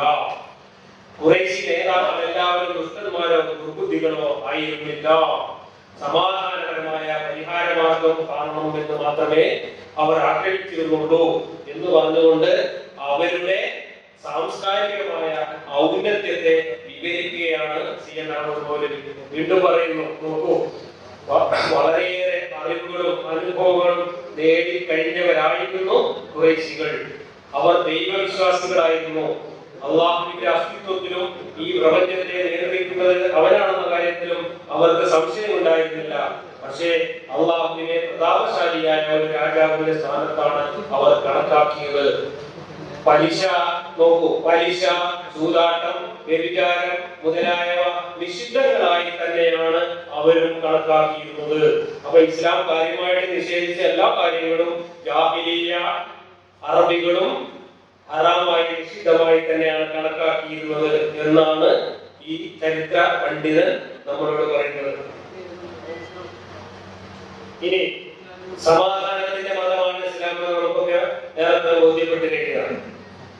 മക്കയിലെ ഇസ്ലാം വളരെ സമാധാനപരമായിട്ടാണ് പ്രചരിപ്പിച്ചത് എന്നാണ് നമ്മൾ മനസ്സിലാക്കിയിട്ടുള്ളത്. പക്ഷേ മക്കയിൽ എന്താണ് മുഹമ്മദ് ചെയ്തത് എന്ന് ചരിത്രത്തിന്റെ വരികൾക്കിടയിൽ വായിച്ചാൽ നമുക്ക് മനസ്സിലാവുന്നത് മക്കയിലും മുഹമ്മദ് പ്രകോപനം സൃഷ്ടിക്കുക തന്നെയാണ് ചെയ്തത്. കാരണം വളരെ കുറച്ച് അനുയായികളെ അദ്ദേഹത്തിനുണ്ടായിരുന്നു. ആകെ 8-10 പേര് കൂടെ ഉണ്ടായിരിക്കുമ്പോ ആ സമൂഹത്തിലെ മഹാഭൂരിപക്ഷം ആളുകൾ വിശ്വസിക്കുകയും ആരാധിക്കുകയും ആചരിക്കുകയും ചെയ്തിരുന്ന സകല മതവിശ്വാസത്തെയും മത ആചാരങ്ങളെയും അവഹേളിക്കുന്ന തരത്തിൽ അദ്ദേഹവും അദ്ദേഹത്തിന്റെ അനുയായികളും പെരുമാറിയിരുന്നു. അവരുടെ ഖുറൈശികളുടെ ദൈവ വിഗ്രഹങ്ങളെ മാലിന്യങ്ങൾ, വിസർജ്യങ്ങൾ പൂശിക്കൊണ്ട് അവഹേളിച്ച സംഭവം വരെ ഉണ്ടായിട്ടുണ്ട്. മുഹമ്മദ് മക്കയിലായിരുന്നു. അവരുടെ വിഗ്രഹങ്ങൾ എടുത്തുകൊണ്ടിട്ട് കഴുത്തിൽ കയറ് കെട്ടി തൂക്കിയിട്ട് ആ ദൈവം തൂങ്ങിച്ചത്തു എന്ന് പറഞ്ഞ് കളിയാക്കിയ അനുഭവം ഉണ്ടായിട്ടുണ്ട്. നിങ്ങൾ ആലോചിച്ച് നോക്കൂ, ഏതെങ്കിലും ഒരു മതവിശ്വാസി ഒരു മതവിശ്വാസികൾക്ക് ഭൂരിപക്ഷമുള്ള ഒരു പ്രദേശത്ത് പോയിട്ട് ഒരു ന്യൂനപക്ഷ വിഭാഗം അവരുടെ ദൈവങ്ങളോട് ഇങ്ങനെ പ്രവർത്തിച്ചാൽ ജീവൻ കൊണ്ട് തിരിച്ചു പോകും.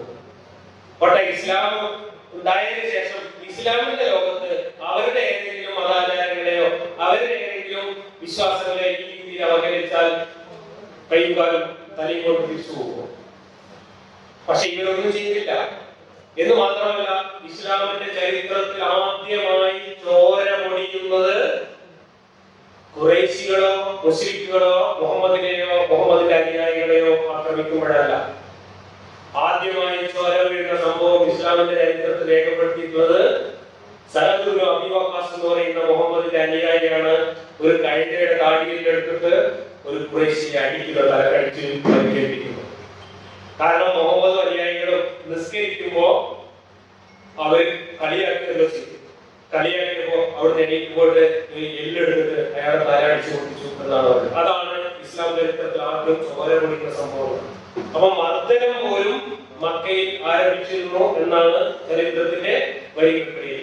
മക്കക്കാർ സംയമനം പാലിക്കുകയാണ് ചെയ്തത്. അവർ യുക്തിപരമായ ചോദ്യങ്ങൾ ഉന്നയിക്കുകയാണ് ചെയ്തത്.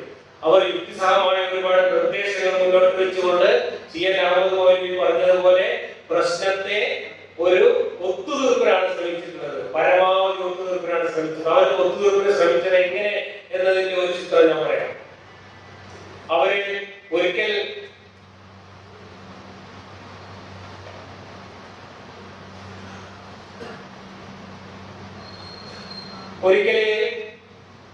ഈ ഖുറൈശികളുടെ പ്രമാണിമാര് മുഹമ്മദിനെ വിളിച്ചു വരുത്തിയിട്ട് മുഹമ്മദിനോട് പറഞ്ഞു, അള്ളാഹുവാണ് ദൈവം എന്ന് ഞങ്ങൾക്കും അറിയാം, അള്ളാഹുവിനെ ആരാധിക്കാൻ ഞങ്ങൾക്ക് യാതൊരു മടിയില്ല. പക്ഷേ നമ്മള് എത്രയോ തലമുറകളായി നമ്മൾ ആരാധിച്ചു വരുന്ന ലാത്ത, ഉസ്സ, മനാത്ത, ഹുബൽ തുടങ്ങിയിട്ടുള്ള ദൈവങ്ങളെ നമുക്ക് തള്ളി പറയാൻ പറ്റില്ല. അതുകൊണ്ട് ആ ദൈവങ്ങളെ കൂടി അള്ളാഹുവിന്റെ താഴെയുള്ള രണ്ടാം തരം ദൈവങ്ങളായിട്ടെങ്കിലും അംഗീകരിക്കാൻ താങ്കൾ തയ്യാറാവുകയാണെങ്കിൽ താങ്കൾ പറയുന്നത് പോലെ താങ്കളുടെ മതം സ്വീകരിച്ചുകൊണ്ട് ഞങ്ങൾ വരാം എന്ന് പറഞ്ഞ് ഒരു ഒത്തുതീർപ്പിനുള്ള ശ്രമം നടത്തി. അതിനിടയ്ക്ക് ഖുർആൻ മുഹമ്മദ് ഇങ്ങനെ ഒരു വെളിപാട് ഇറക്കി. എന്താണ്? തീർച്ചയായും അള്ളാഹുവിന് പുറമെ നിങ്ങൾ വിളിച്ചു പ്രാർത്ഥിച്ചു കൊണ്ടിരിക്കുന്നവരെല്ലാം നിങ്ങളെ പോലെയുള്ള ദാസന്മാർ മാത്രമാണ്. എന്നാൽ അവരെ നിങ്ങൾ വിളിച്ചു പ്രാർത്ഥിക്കൂ, അവർ നിങ്ങൾക്ക് ഉത്തരം നൽകട്ടെ, നിങ്ങൾ സത്യവാദികളാണെങ്കിൽ. ഇങ്ങനെ ഒരു വെല്ലുവിളി മുഹമ്മദ് അവരുടെ മുമ്പിൽ വെച്ചു.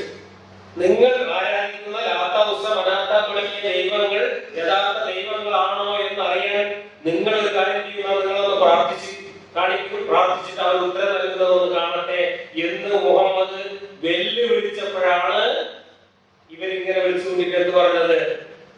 ഞങ്ങൾ പ്രാർത്ഥിക്കാം, ഞങ്ങൾ ഒരു കൊല്ലം അള്ളാഹുവിനെ മാത്രം പ്രാർത്ഥിക്കാം. അങ്ങനെയാണ് പറയുന്നത്. ഞങ്ങൾ ഒരു കൊല്ലം അള്ളാഹുവിനെ മാത്രം പ്രാർത്ഥിക്കാം, നിങ്ങൾ ഞങ്ങളുടെ കൂടെ ഒരു മാസം ഞങ്ങളുടെ ദൈവങ്ങളെ കൂടെ പ്രാർത്ഥിക്കും. നമുക്ക് രണ്ടു കൂട്ടർക്കും കൂടെ പരീക്ഷിക്കാം. നിങ്ങൾക്ക് നമ്മുടെ ദൈവങ്ങളെ പരീക്ഷിക്കാനാണല്ലോ ഈ പറയുന്നത്. നമുക്ക് രണ്ടു കൂട്ടർക്കും കൂടെ എല്ലാ ദൈവങ്ങളെയും ഒന്ന് പരീക്ഷിച്ചു നോക്കാം. ഒരു കാര്യമില്ല, ഒരു മാസം നമ്മളും നിങ്ങളും ഞങ്ങളും കൂടെ ഈ പറയുന്ന എല്ലാ ദൈവങ്ങളെയും കൂടെ പ്രാർത്ഥിക്കുക, അള്ളാഹുവിനെ കൂട്ടാം, എല്ലാ ദൈവങ്ങളെയും കൂടെ പ്രാർത്ഥിക്കാം.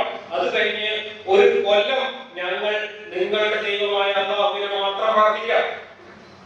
എന്നിട്ട് ആ ഒരു കൊല്ലത്തിലാണോ അതോ ഈ ഒരു മാസത്തിലാണോ നമുക്ക് ഗുണം കിട്ടുന്നത്, ഫലം കിട്ടുന്നത് നമുക്ക് നോക്കാം. ഫലം കിട്ടുന്നത് ആ ഒരു കൊല്ലം പ്രാർത്ഥിച്ച അള്ളാഹുവിൽ നിന്നാണെങ്കിൽ നിങ്ങൾ പറയുന്നത് അംഗീകരിച്ച് ഞങ്ങൾ ദൃഢമാക്കി ചേരാം എന്ന് ഇവര് ഒത്തുതീർപ്പിന് വേണ്ടി പറഞ്ഞു. അത് പറഞ്ഞപ്പോൾ തന്നെ സൂറത്താണ് സൂറത്തുൽ കാഫിറൂൻ. അവിശ്വാസികളെ പറയുക, അവിശ്വാസികളെ, നിങ്ങൾ ആരാധിച്ചു വരുന്നതിനെ ഞാൻ ആരാധിക്കുന്നില്ല, ഞാൻ ആരാധിച്ചു വരുന്നതിനെ നിങ്ങൾ ആരാധിക്കുന്നില്ല, നിങ്ങൾ ആരാധിച്ചു വരുന്നതിനെ ഞാൻ ആരാധിക്കാനും പോകുന്നില്ല, ഞാൻ ആരാധിച്ചു വരുന്നതിനെ നിങ്ങൾ ആരാധിക്കാനും പോകുന്നില്ല, നിങ്ങൾക്ക് നിങ്ങളുടെ മതം, എനിക്ക് എന്റെ മതം എന്ന് പറഞ്ഞ് സൂറത്തുൽ കാഫിറൂൻ എന്ന് പറയുന്ന അധ്യായം അവതരിപ്പിച്ചത് ഈ ഒത്തുതീർപ്പിന് തയ്യാറല്ല എന്ന് പറഞ്ഞുകൊണ്ടാണ്. അപ്പൊ മുഹമ്മദ് അങ്ങോട്ട് വെല്ലുവിളിച്ചു, പ്രാർത്ഥിച്ചിട്ട് ഫലം കാണിക്കാൻ. അവര് ആ വെല്ലുവിളി ഇങ്ങോട്ട് ഉന്നയിച്ചു.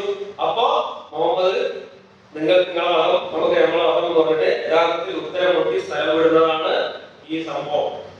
ഇനി എന്നിട്ട് പിന്നെ പ്രലോഭനം സൃഷ്ടിക്കുകയാണ്. എങ്ങനെ പ്രലോഭനം സൃഷ്ടിച്ചത്? തീർച്ചയായും അള്ളാഹുവിന് പുറമെ നിങ്ങൾ ആരാധിക്കുന്ന ദൈവങ്ങളെല്ലാം, നിങ്ങൾ ആരാധിക്കുന്ന എല്ലാ വസ്തുക്കളും നരകത്തിലെ ഇന്ധനമാകുന്നു, നിങ്ങൾ അതിലേക്ക് വന്നു ചെയ്യുന്നതാണ്. പ്രലോഭനമാണ്. നിങ്ങളുടെ ദൈവങ്ങൾ നരകത്തിലെ വന്നായി തീരുന്നാണ് പറഞ്ഞത്. ഇത് വളരെ പ്രലോഭനകരമായിട്ടുള്ള ഒരു കാര്യമാണ്. നിങ്ങൾ ആരാധിക്കുന്ന എല്ലാ ആരാധ്യ ദൈവങ്ങളും നരകത്തിലെ വന്നാവും എന്ന് പറഞ്ഞു. അപ്പോ ഒരു സംഭവം ഉണ്ടായി. എന്താ സംഭവം അറിയോ? അപ്പോഴാണ് ഇബ്നുൽ സിബാറ എന്ന് പറയുന്ന ബുദ്ധിമാനായ ഒരു ഖുറൈശി നേതാവ് മുഹമ്മദ് ഇങ്ങനെ പറയുന്നുണ്ട് എന്ന് കേട്ടപ്പോ മുഹമ്മദിനെ വിളിപ്പിച്ചു. മുഹമ്മദിനെ വിളിപ്പിച്ചിട്ട് ചോദിച്ചു, മുഹമ്മദേ, നീ ഈ പറഞ്ഞതിൽ ഞങ്ങളുടെ വിഗ്രഹ ദൈവങ്ങൾ മാത്രമേ പെടുകയുള്ളൂ, അതോ അള്ളാഹുവിന് പുറമെ ആരാധിക്കപ്പെടുന്ന എല്ലാ സംഗതികളും അള്ളാഹുവിൽ എല്ലാവരും പെടുമോ എന്ന് ചോദിച്ചു. അപ്പൊ മുഹമ്മദ് പറഞ്ഞു, അള്ളാഹുവിന് പുറമെ ആരാധിക്കപ്പെടുന്ന എല്ലാവരും നരകത്തിലാണെന്ന് പറഞ്ഞു.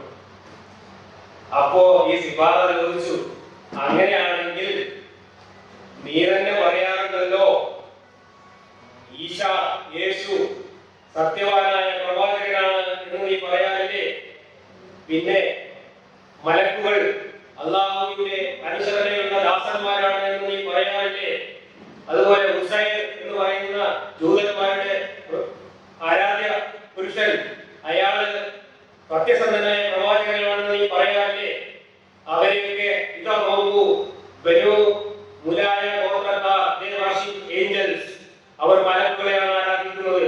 ക്രിസ്ത്യൻസ് വർഷിപ്പ് ജീസസ്, ക്രിസ്ത്യാനികൾ ഈസാ നബിയെയാണ് ആരാധിക്കുന്നത്. ആൻഡ് ജ്യൂസ് വർഷിപ്പ് ഉസൈർ, ജൂതന്മാർ ഉസൈറിനെയാണ് ആരാധിക്കുന്നത്. അപ്പോൾ ഈസാ നബിയും ഉസൈറും മലക്കുകളും ഒക്കെ നരകത്തിലാകുമോ? വെള്ളം കുടിച്ചു നരകത്തിലാവുമെന്ന് പറയാൻ പറ്റുമോ മുഹമ്മദിന്? ആദ്യം ചോദിച്ചു കുടിക്കിയതാണ്, ഞങ്ങളുടെ വിഗ്രഹങ്ങൾ മാത്രമായിരിക്കുമോ നരകത്തിൽ എന്ന് ചോദിച്ചപ്പോ അല്ല, എല്ലാ അള്ളാഹുവിന് പുറമെ ആരാധിക്കപ്പെടുന്നവരെല്ലാം നരകത്തിലാവും എന്ന് പറയിപ്പിച്ചതിന് ശേഷമാണ് ഈ സുബാന എന്ന് പറയുന്ന ആള് ഈ വാദം ഉന്നയിച്ചത്. അതോടുകൂടി മുഹമ്മദ് വെള്ളം കുടിച്ചു. People of Mecca cried out of jubilation. മക്കയിലെ ആളുകൾ ആർത്തു വിളിച്ചു, മുഹമ്മദ് തോറ്റുപോയി ഇവരൊക്കെ ആർത്തു വിളിച്ചു. കാരണം മുഹമ്മദ് ഉത്തരം പൊട്ടിപ്പോയി. ഈസാ നബി നരകത്തിലാണെന്ന് പറയാൻ പറ്റുമോ? മലക്കുകൾ നരകത്തിലാണെന്ന് പറയാൻ പറ്റുമോ? ഉസൈർ നരകത്തിലാണെന്ന് പറയാൻ പറ്റുമോ? പറ്റൂല. പിന്നെ മുഹമ്മദ് വേറെ ആയത്തിറക്കി, തീർച്ചയായും നമ്മുടെ മക്കളിൽ നിന്ന് മുമ്പേ ലഭിച്ചവരാരോ അവർ നരകത്തിൽ നിന്ന് അകറ്റി നിർത്തപ്പെടുന്നതാണ്. ഉത്തരം പൊട്ടിയപ്പോ ആദ്യം പറഞ്ഞതിൽ നിന്ന് മാറി ഇവർക്കൊക്കെ എക്സംഷൻ കൊടുത്തു. ഇവരൊക്കെ നരകത്തിന് മുമ്പിലല്ലേ മനസ്സിലാക്കിക്കൊണ്ട് വേറെ ആയിട്ട് ഇറക്കുകയാണ് പിന്നെ ചെയ്തത്. ഇനി അവർ പറയും, നീ എത്ര പരിശുദ്ധൻ, നിനക്ക് പുറമെ വല്ല രക്ഷാധികാരികളെയും സ്വീകരിക്കുക എന്നത് ഞങ്ങൾക്ക് യോജിച്ചതല്ല. പക്ഷെ അവർക്കും അവരുടെ പിതാക്കൾക്കും നീ സൗഖ്യം നൽകി. അങ്ങനെ അവർ ഉദ്ബോധനം മറന്നു കളയുകയും നശിച്ച ഒരു ജനതയായി തീരുകയും ചെയ്തു. അവരെ അള്ളാഹുവിന് പുറമെ അവർ ആരാധിച്ചു വന്നവരെയും അവർ ഒരുമിച്ച് കൂട്ടുന്ന ദിവസം എന്നിട്ട് അവർ പറയും, എന്റെ ഈ ദാസന്മാരെ നിങ്ങൾ വഴിപഴിപ്പിച്ചതാണോ? അള്ളാഹുവിന് പുറമെ മനുഷ്യന്മാർ ആരാധിച്ച മുഴുവൻ ദൈവങ്ങളെയും നരകത്തിലിടും. പക്ഷെ നരകത്തിലിടുന്നതിന് മുമ്പ് പരലോകത്ത് ആ ദൈവങ്ങളെല്ലാം വിളിച്ചു കൂട്ടി വിചാരണ ചെയ്യും. ആ വിചാരണയാണ് പറയുന്നത്. അപ്പൊ ഗുരുവായൂരപ്പനെയും ശബരിമലയ്യപ്പനെയും പിന്നെ സകലമായ ഉണ്ണിച്ചാത്തന്മാരെയും വിളിച്ചു കൊണ്ടുവന്നിട്ട് വിചാരണ ചെയ്യണം അള്ളാഹു എവിടെ മാസറയില്. എന്നിട്ട് ഓരോരുത്തർ വയ്ക്കാണ്, നിങ്ങളാണോ ഈ മനുഷ്യന്മാരെയൊക്കെ വഴിപഴിച്ചത്? അപ്പൊ ഈ ദൈവങ്ങൾ പറയാണ്, എത്ര പരിശുദ്ധനാണ്, നിനക്ക് പുറമെ രക്ഷാധികാരികളെ സ്വീകരിക്കുക എന്നത് ഞങ്ങൾക്ക് യോജിച്ചതല്ല. പക്ഷേ അവർക്കും അവരുടെ പിതാക്കൾക്കും നീ സൗഖ്യം നൽകി. അങ്ങനെ അവർ ഉദ്ബോധനം മറന്നു കളയുകയും നശിച്ച ഒരു ജനതയായി തീരുകയും ചെയ്തു. എന്ന് വെച്ചാൽ ഞങ്ങൾ നിരപരാധികളാണ് എന്ന് അവിടെ മറ്റു ദൈവങ്ങൾ സാക്ഷി പറയുകയാണ്. ഇങ്ങനെ നിരപരാധികളാണ് എന്ന് വിചാരണയെ സാക്ഷി പറഞ്ഞിട്ട് പിന്നെ അവരെന്താ ചെയ്യുന്നത്? അതല്ലാതെ പറഞ്ഞത് വിചാരണ നിരപരാധികളാണ് എന്ന് തെളിഞ്ഞ ഈദുകളൊക്കെ പിടിച്ച് നരകത്തിലിടുന്ന പറഞ്ഞിട്ടുണ്ട്. അള്ളാഹുവിന് പുറമെ നിങ്ങൾ ആരാധിക്കുന്ന സകല സാധനങ്ങളെയും നരകത്തിലിടുമെന്ന് പറഞ്ഞ ആളാണ്. അവരെ പരലോകത്ത് വിചാരണ ചെയ്തിട്ട് അവരെ നിരപരാധികളാണെന്ന് തെളിയിക്കപ്പെടുമെന്ന് കൂടി നമ്മളോട് പറഞ്ഞത്. നിരപരാധികളാണ് എന്ന് തെളിയിക്കപ്പെട്ടിട്ടും ഇല്ലാത്ത ദൈവങ്ങളെ കുറിച്ച് നരകത്തിലിടുന്ന ദൈവത്തിന്റെ മാനസികാവസ്ഥകളാണ്. എന്തൊരു ഭ്രാന്താണ്! ഒന്നാമതൊന്നും ഇല്ല, ഈ ഇല്ലാത്ത സാധനങ്ങൾ നരകത്തിലിടുക എന്ന് പറയുന്നത് ഭ്രാന്താണ്. പോരാത്തിന് വിചാരണ ചെയ്യുമ്പോൾ അവർ കുറ്റം ചെയ്തിട്ടില്ല. കുറ്റം ചെയ്യാത്തവരെ നരകത്തിലിടുന്ന എന്ത് നീതി നിർവഹണമാണ് എനിക്ക് മനസ്സിലായില്ല. മുശ്രിക്കുകൾ ആരാധിച്ചു എന്നതിന്റെ പേരിൽ അന്യ ദൈവങ്ങളെ മാത്സരയിൽ വിളിച്ചു വരുത്തി വിചാരണ ചെയ്യുകയും തങ്ങൾക്ക് നിരപരാധികളാണെന്ന് ആ ദൈവങ്ങൾ സാക്ഷ്യം പറയുകയും ചെയ്ത ശേഷം ആ നിരപരാധികളെ നരകത്തിലെ വരവാക്കി തീർക്കുമെങ്കിൽ ഇതെന്തു തരം നീതി നിർവഹണമാണ്? ഉത്തരം പറയേണ്ടത് ഇസ്ലാമിന്റെ ആളുകളാണ്. മക്കയിലെ ദൈവവിഗ്രഹങ്ങളെ മാലിന്യം പൂശി കെട്ടിത്തൂക്കി അവഹേളിക്കുക പോലുള്ള പ്രകോപനങ്ങൾ മുഹമ്മദ് അനുയായികളും നിരന്തരം ചെയ്തു എന്നാണ് ഇസ്ലാം ചരിത്രം പറയുന്നത്. അങ്ങനെ ഒത്തുതീർപ്പിനുള്ള ശ്രമങ്ങൾ മുസ്ലിംകൾ പിന്നെയും തുടർന്നു. അങ്ങനെയാണ് അവർ വേറെ ഒരു ഒത്തുതീർപ്പ് നിർദ്ദേശം കൊടുത്തത്. ശരി, ഞങ്ങൾ ദൈവങ്ങളായി അംഗീകരിക്കണ്ട, വേറെ എന്ത് ചെയ്താൽ മതി? ഞങ്ങളെ ദൈവങ്ങളെ നിങ്ങൾക്ക് ചീത്ത വിളിക്കാതിരിക്കുകയും ചെയ്തൂടെ, ഞങ്ങളെ ദൈവങ്ങളെ ചീത്ത വിളിക്കാതിരിക്കുകയും ചെയ്തൂടെ എന്ന് അബൂ ജഹൽ നിർദ്ദേശം വെച്ചു. അപ്പൊ മുഹമ്മദിന് തോന്നിയോ അത് ശരിയാണ്, ഞങ്ങളെ ദൈവങ്ങളെ ചീത്ത വിളിച്ചാൽ ഞങ്ങൾ തിരിച്ച് നിങ്ങളുടെ ദൈവത്തിനെ ചീത്ത വിളിക്കുന്നവരോ. അപ്പോ ഒരു മുഹമ്മദിന് തോന്നിയ അത് ഒരു നല്ല നിർദ്ദേശമാണ്. ഒരായത്തിറക്കി അള്ളാഹുവിന് പുറമെ അവരെ വിളിച്ച് പ്രാർത്ഥിക്കുന്നവരെ നിങ്ങൾ സഹായിക്കരുത്. അവർ വിവരമില്ലാത്ത അതിക്രമമായി അള്ളാഹുവിനെ സഹായിക്കാൻ അത് കാരണമായേക്കും. അള്ളാഹുവിനെ പോലെങ്ങളിൽ പോയ അപ്രകാരം ഓരോ വിഭാഗത്തിലും അവരുടെ പ്രവർത്തനം നാം മനസ്സിലായിരിക്കും. അള്ളാന്റെ രീതികൾ മൂപ്പര് പറയാൻ ഓരോ ചിത്രം പോകട്ടെ, ഓരോ ചിത്രം പോയി. പിന്നെ അടുത്ത ഒരു നിർദ്ദേശം വരുന്നുണ്ട്. അടുത്ത നിർദ്ദേശം അതിനേക്കാളും വലിയ രസമാണ്. അതേപോലെ ഖുറൈശികൾ പറഞ്ഞു, ഞങ്ങളെ ദൈവങ്ങളെ ഈ ദൈവമായിട്ട് ആരാധിക്കൊന്നും വേണ്ട, പക്ഷെ നീ നിനക്ക് ഒരു കാര്യം ചെയ്തൂടെ, അള്ളാഹു എന്ന സൂപ്പർ ദൈവത്തിന്റെ അടുത്ത് ഇങ്ങനെ ശുപാർശ ചെയ്യാൻ പറ്റുന്ന ഉന്നതരായ കുറച്ച് ഖുറാനീകൾ എന്നാ പറയുന്നത്, ദേവതകളോ ഒക്കെയാണ് എന്റെ ഖുറാനീകളായിട്ടെങ്കിലും ഈ ലാത്താവസമനാത്തവരുടെ ദൈവങ്ങളെ നിനക്ക് അംഗീകരിച്ചുകൂടെ? അങ്ങനെയാണെങ്കിൽ ഞങ്ങളും ഇതിന്റെ കൂടെ വരാം. എന്നുവെച്ചാൽ ദൈവങ്ങളായിട്ട് അംഗീകരിക്കേണ്ട, ആരാധിക്കും വേണ്ട, പക്ഷെ അള്ളാഹു എന്ന സൂപ്പർ ദൈവത്തിന്റെ അടുത്ത് പോയിട്ട് ശുപാർശ ചെയ്യാൻ, ഞങ്ങൾക്ക് വേണ്ടി ശുപാർശ ചെയ്യാനുള്ള ഒരു ഓപ്ഷനെങ്കിലും കൊടുത്തുകൊണ്ട് ഈ ലാത്തയെയും ഉസയെയും മനാത്തയെയും അംഗീകരിച്ച് തന്നൂടെ, അങ്ങനെയാണെങ്കിൽ ഞങ്ങൾ എല്ലാവരും നിന്റെ മതത്തിൽ ചേരാം എന്ന് ഒരു വലിയ മീറ്റിംഗ് വിളിച്ചു കൂട്ടിയിട്ട് ഖുറൈശികൾ പ്രമാണിമാര് മുഹമ്മദിനോട് പറഞ്ഞു. അതിനകത്ത് ആ മീറ്റിംഗിൽ എല്ലാവരും ഉണ്ടായിരുന്നു. വലിയ മുഖ്യരായ പോലുള്ള പ്രഗത്ഭരായ ഖുറൈശി പ്രമാണിമാരൊക്കെ ഉണ്ടായിരുന്നു. അപ്പൊ മുഹമ്മദിന് തോന്നി, അത് വലിയ കുഴപ്പമില്ല, അങ്ങനെ ആയിക്കോട്ടെ. ആയത്താകാം ഇതായെന്നറിയോ, ലാത്തയെയും ഉസ്സയെയും മറ്റേ മൂന്നാമത്തെ മനാത്തയെയും നിങ്ങൾ കണ്ടില്ലേ? അവ ഉന്നത ദേവതകൾ തന്നെയാവുന്നു, അവയുടെ ശുപാർശകൾ പ്രതീക്ഷിക്കാവുന്നതാണ്. ഇതാണ്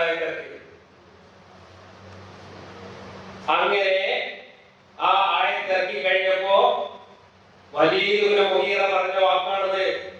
ഞങ്ങൾക്കറിയാം അല്ലാഹുവാണ് ജീവിപ്പിക്കുകയും മരിപ്പിക്കുകയും സൃഷ്ടിക്കുകയും ആഹാരം നൽകുകയും ചെയ്യുന്നതെന്ന്.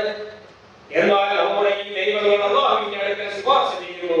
ഇപ്പോൾ താങ്കൾ അവർക്കും ഒരു വിഹിതം നൽകിയല്ലോ, അതിനാൽ ഞങ്ങളും താങ്കളോടൊപ്പമുണ്ട് എന്ന് പറഞ്ഞുകൊണ്ട് വലീദ് മുഗീറ മുഹമ്മദിന്റെ കൂടെ സുജൂദ് ചെയ്തു എന്നാണ്. വലീദ് മുഗീറയും അവിടെ ഉണ്ടായിരുന്ന ഖുറൈശികളും എല്ലാവരും കൂടെ സുജൂദ് ചെയ്തു എന്നാണ് പറയുന്നത്. വലീദ് മുഗീറ വലിയ കുപ്പ പള്ളക്കാരാണ്, വലിയ പടവയറായതുകൊണ്ട് സുജൂദ് ചെയ്യുമ്പോൾ നിലത്ത് നെറ്റി തട്ടിക്കാതെ പറ്റാത്തതുകൊണ്ട് നിലത്ത് മണ്ണ് വാരിയിട്ട് അതിൽ തെറ്റി ചെയ്യുന്നുണ്ട്. അങ്ങനെ എല്ലാവരും കൂടെ സുജൂദ് ചെയ്യുകയും മക്കയിൽ വലിയ ഒരു സന്തോഷത്തിന്റെ ഒരു ജൂബിലേഷൻ നടക്കുകയും ചെയ്തു. ഇല്ല, മുഹമ്മദിന്റെ പ്രശ്നം പരിഹരിച്ചിരിക്കുന്നു, നമുക്ക് എല്ലാവർക്കും യോജിപ്പായിരിക്കുന്നു എന്ന് പറഞ്ഞുകൊണ്ട് മക്കയിൽ വലിയ ആഹ്ലാദത്തെ നടന്നു. അങ്ങനെ മാസങ്ങൾ കഴിഞ്ഞു. മക്കയിൽ മുഹമ്മദ് വലിയ സമാധാനത്തിന്റെ അന്തരീക്ഷമുണ്ടായി. ലാത്തയും ഉസ്സയും മനാത്തയും അള്ളാഹുവിന്റെ ശുപാർശ ചെയ്യാൻ കഴിയുന്ന ദൈവങ്ങളാണെന്ന് അംഗീകരിക്കുകയും അള്ളാഹുവിന്റെ സൂപ്പർ ദൈവമായി ഖുറൈശികൾ അംഗീകരിക്കുകയും അങ്ങനെ മുഹമ്മദിന് വലിയൊരു അംഗീകാരം കിട്ടുകയും ഒക്കെ ചെയ്തുകൊണ്ട് കാര്യങ്ങൾ മുന്നോട്ട് പോയി. അതിനൊക്കെ അബിസീനിയയിലേക്ക്, എത്യോപ്യയിലേക്ക് കുറച്ച് പേര് ഹിജ്റ പോയിരുന്നു. അവിടെ പോയിട്ട് അവിടുത്തെ രാജാവിനെയൊക്കെ കണ്ട് ഇസ്ലാമിൽ ചേർക്കാനൊക്കെ ശുപാർശയുമായിട്ട് കുറച്ച് മുസ്ലിങ്ങൾ അങ്ങോട്ട് അയച്ചിരുന്നു. അവർ ഈ വിവരം അറിഞ്ഞ് അവർ നാട്ടിലേക്ക് തിരിച്ചു വന്നു. നാട്ടിൽ സമാധാനമായിട്ടുള്ള പ്രശ്നങ്ങളൊക്കെ പരിഹരിച്ചിരിക്കുന്നു എന്ന് പറഞ്ഞ് അബിസീനിയയിലേക്ക് പോയ ആൾക്കാരെല്ലാം തിരിച്ചു വന്നു. പക്ഷെ അപ്പോഴേക്കും പ്രശ്നം വേറെ പ്രശ്നങ്ങൾ ഉണ്ടായി. കാരണം എല്ലാവരും പഠിച്ചം വേറെ ഇല്ലാന്നും വേറെ പഠിച്ചന്മാരാണ് നരകത്തിന് വിറകാക്കും എന്ന് പറഞ്ഞാല് കുറച്ച് പേര് അള്ളാഹിനെ ശുപാർശ ചെയ്യാൻ പറ്റുന്ന ആൾക്കാരായിട്ട് ലാത്തനെയും ഉസ്സനെയും മനാത്തനെയും ഒക്കെ അംഗീകരിച്ചു. ഇതിൽ എന്തോ കുഴപ്പമുണ്ടല്ലോ എന്ന് കുറച്ച് ആൾക്കാർക്ക് തോന്നി. അവര് വിശ്വസിക്കാൻ തുടങ്ങി മുഹമ്മദിന് എന്തോ കുഴപ്പമുണ്ട്. ഇതൊരുക്കം പറഞ്ഞതിന് വീട്ടായിട്ടാണ് ഇതുവരെ തോന്നിയെന്ന് പറഞ്ഞിട്ട് ഇപ്പൊ ചെറിയ തോതിൽ തോന്നിയിൽ വെള്ളം ചേർത്ത് ചെറുത്ത് പറയാൻ തുടങ്ങിയിരിക്കുന്നു എന്ന രീതിയിൽ സംസാരമുണ്ടായി, ആശയക്കുഴപ്പങ്ങളുണ്ടായി, അതിന്റെ പേരിൽ ഭിന്നിപ്പുണ്ടായി, പ്രശ്നങ്ങളുണ്ടായി. ആ പ്രശ്നങ്ങളുണ്ടായി മുഹമ്മദിന്റെ മനസ്സിലും ആശയക്കുഴപ്പമുണ്ടായി. ആശയക്കുഴപ്പമുണ്ടായതോടുകൂടി മുഹമ്മദ് ഇത് പുനരാലോചന നടത്തി. അവസാനം മുഹമ്മദ് എന്ത് ചെയ്തു പറഞ്ഞോ, ആ ഉന്നത ദേവതകളാകുന്നു, അവരുടെ ശുപാർശകൾ പ്രതീക്ഷിക്കാവുന്നതാണ് എന്നുള്ള വാക്ക് അള്ളാഹ് ഇറക്കിയതല്ല, ശൈത്താൻ ഇറക്കിയതാണ്. ഇതാണ് സൽമാൻ റുഷ്ദിയുടെ നോവലിന്റെ ഇതിവൃത്തം. ചെകുത്താൻ ഇറക്കിയതാണ്, എനിക്ക് എന്നെ പഠിപ്പിച്ചതാണ് എന്ന് പറഞ്ഞുകൊണ്ട് ആ വാക്യം ക്യാൻസൽ ചെയ്യുകയും അതിന് പകരം വേറെ വാക്യം എഴുതി ചേർക്കുകയും ചെയ്തു. അത് അയൽക്കാരൻ പരിപാടിയാണ്. എന്താണ്? നിങ്ങൾ കാണുന്ന ലാത്തയെയും മനാത്തയെയും നിങ്ങൾ കണ്ടില്ലേ? സന്താനമായി നിങ്ങൾ കാണും. അള്ളാഹുവിന് പെണ്ണുമാണോ എങ്കിൽ അത് നീതിയില്ലാത്ത ലോകയേറ്റു തന്നെ എന്നാക്കി മാറ്റി. അപ്പൊ ഈ ലാത്തയും മനാത്തി അള്ളാഹുവിന്റെ പെൺമക്കളാണ് എന്നായിരുന്നു ഖുറൈശികളുടെ ഒരു വിശ്വാസം. അപ്പോ അള്ളാഹു അതിന് പറയാം, നിങ്ങൾക്കൊക്കെ ആൺകുട്ടികളോ എനിക്ക് പെൺകുട്ടികളോ അത് ചെയ്തോ പെൺകുട്ടികളെ കൊണ്ടാകുന്ന മോശമാണെന്ന് ആളുകൾക്കൊക്കെ തോന്നിയിരുന്നു, അള്ളാഹു തോന്നിയിരുന്നു. അതാണ് ഞാൻ പറഞ്ഞത്, പെൺകുട്ടികളുണ്ടാകുന്ന നാളങ്ങളാണെന്ന് തോന്നുന്ന ഒരു ദൈവമാണ് അള്ളാഹു. പിന്നെ അതാണ് മൂപ്പർ എഴുതിയത്. മറ്റേത് വായിച്ചു കളഞ്ഞു, എഴുത്താകാലത്ത് വായിച്ചു കളഞ്ഞു. ഇതാണ് ഇസ്ലാം ചരിത്രത്തിലെ ഒരു വലിയ സംഭവമാണ്. മാസങ്ങൾ നീണ്ടുനിന്ന വലിയൊരു ആശയക്കുഴപ്പത്തിന്റെ, വലിയൊരു പ്രശ്നത്തിന്റെ എല്ലാം കാരണമായ ഒരു സംഭവമാണ് ഈ ചെറുത്താൻ ആയത്തിറക്കിയത്. എന്നിട്ട് പിന്നെ ഈ ചെറുത്താൻ ആയത്തിറക്കുന്ന പണി പണ്ടേ ഉണ്ട് എന്ന് പറയുന്നത് ന്യായീകരിക്കാൻ വേണ്ടിയിട്ട് കുറെ ആയത്ത് പിന്നെയാണ്. നിശ്ചയമായി നാം വഹി നൽകിയിട്ടുള്ളതിൽ നിന്ന് അവർ നിന്നെ തെറ്റിച്ചു കുഴപ്പത്തിലാക്കുമായിരുന്നു. ഇതിനെപ്പറ്റിയാണ് പറയുന്നത്, ഈ ചെറുത്താൻ ആയത്തിറക്കിയെ പറ്റിയാണ് പറയുന്നത്. ഇതല്ലാത്ത വല്ലതും നമ്മുടെ പേരിൽ നീ കെട്ടിച്ചമർത്തുവാൻ വേണ്ടി എങ്കിൽ അവർ നിന്നെ ഒരു ചങ്ങാതിയാക്കുകയും ചെയ്യുന്നതാണ്. അതാണ് നേരത്തെ പറഞ്ഞ സംഭവമാണ് പറയുന്നത്. നിന്നെ നാം ഉറപ്പിച്ചു നിർത്തിയിട്ടില്ലായിരുന്നെങ്കിൽ നീ തീർച്ചയായും അവരിലേക്ക് ചാഞ്ഞു പോവുക തന്നെ ചെയ്യുമായിരുന്നു. എങ്കിൽ നിനക്ക് ഞാൻ ജീവിതത്തിൽ ഇരട്ടി ശിക്ഷയും മരണത്തിലെ ഇരട്ടി ശിക്ഷയും ആസ്വദിപ്പിക്കുകയും ചെയ്യുമായിരുന്നു. പിന്നെ നമുക്കെതിരെ ഒരു സഹായിയും കണ്ടെത്തുകയില്ല. അപ്പൊ സത്യത്തിൽ എന്താ? മുഹമ്മദിന്റെ മനസ്സിലുണ്ടായ ആശയക്കുഴപ്പമാണ്. കാരണം ആ ഖുറൈശികൾ മുന്നോട്ട് വെച്ച ആ ഒരു നിർദ്ദേശം ഒരു നിമിഷം ന്യായമാണ് എന്ന് മുഹമ്മദിന് തോന്നുകയും ആ തോന്നലിൽ നിന്ന് അദ്ദേഹം അപ്പൊ തന്നെ ഇടവരാതെ ആഴ്ത്തിറക്കുകയും പിന്നെ അത് അയ്യോ ഞാൻ അതുവരെ പറഞ്ഞു വന്ന തോന്നി ഇതിന് വിരുദ്ധമായിരുന്നു തോന്നിയപ്പോ അത് ചെയ്താന്റെ തലയിൽ വെച്ച് കെട്ടിട്ട് രക്ഷപ്പെടുകയും ചെയ്തു. എന്നിട്ട് പിന്നെ അതിനെ ന്യായീകരിക്കാൻ വേണ്ടിയിട്ട് വീണ്ടും വീണ്ടും ആയത്തുകൾ ഇറക്കുകയാണ് ചെയ്തത്. എന്നിട്ട് അതിന് പിന്നെ ഒരു ന്യായം പറഞ്ഞു. എന്താണ്? ഇത് പണ്ടേ പതിവുള്ളതാണ്. ഇത് റസൂലിനെ ആകട്ടെ നബിയെ ആകട്ടെ പണ്ടും നിയോഗിച്ചിട്ടുള്ള അവർ ഓതുന്നതിനിടയിൽ പിശാച് ഇടപെട്ടുകൊണ്ടല്ലാതെ, എന്നാൽ പിശാച് ഇട്ട് കളയുന്നതിനെ അള്ളാഹു ദുർബലപ്പെടുത്തുന്നു. എന്നുവെച്ചാൽ എല്ലാ നബിമാരും എല്ലാ പ്രവാചകന്മാരും ദൈവത്തിന്റെ വഴിപാട് ഇറക്കുമ്പോ പിശാചിന് പണ്ടേ ഏർപ്പാടുണ്ട്. ഇടയിൽ കൂടെ പിശാച് കൊടുത്തിട്ട് ഓരോന്നും ബുദ്ധിതിരിക്കാൻ പതിവുള്ളതാണ്. അതുകൊണ്ട് പേച്ചാണെന്ന് പണ്ടേ ഏർപ്പാടാണ് എന്ന് പറഞ്ഞിട്ട് മുഹമ്മദിന്റെ ദൈവം ആശ്വസിപ്പിക്കുകയാണ്. ഇനി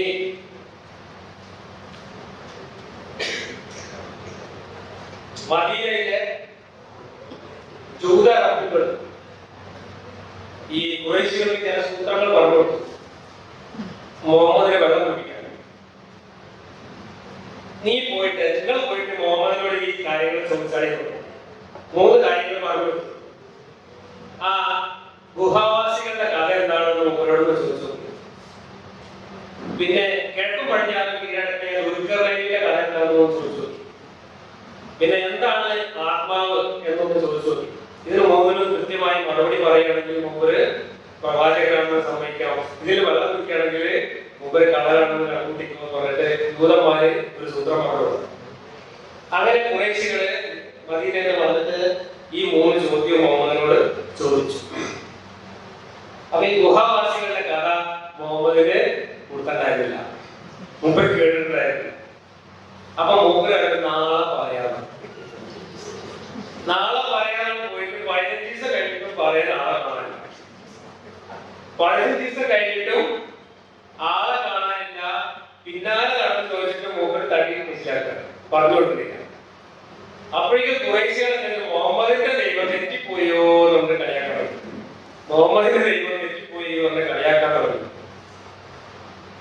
അങ്ങനെ അവസാനം മുമ്പ് എവിടുന്നൊക്കെ കുറച്ച് വിവരം കിട്ടി, എവിടൊക്കെയോ തപ്പി പിടിച്ചിട്ട് ലേശം വിവരം കിട്ടി.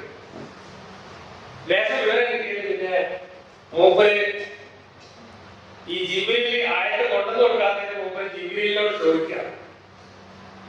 അതിന് മുഹമ്മദ് നബി ജിബ്രീലിനോട് ചോദിച്ചു, എന്താ ചങ്ങനെ എനിക്ക് വരാത്തത്, ഇവരെ വെള്ളം കുടിപ്പിക്കാണെന്ന് ജിബ്രീലിനോട് ചോദിച്ചപ്പോ ജിബ്രീൽ പറഞ്ഞ മറുപടിയാണ്. ഖുർആനിൽ പടച്ചവന്റെ വാക്യങ്ങൾ മാത്രമല്ല ഉള്ളത് കേട്ടോ. ഇത് പടച്ചവന്റെ വാക്യമല്ല, ഇത് ജിബ്രീലിന്റെ സ്വന്തം പറഞ്ഞാണ്. പടച്ചവനെ കൺസൾട്ട് ചെയ്യാതെ ജിബ്രീൽ സ്വന്തം നിലക്ക് പറഞ്ഞതാ. ഇത് അതേപടി ഖുർആനിലുണ്ട്. എന്താണ്?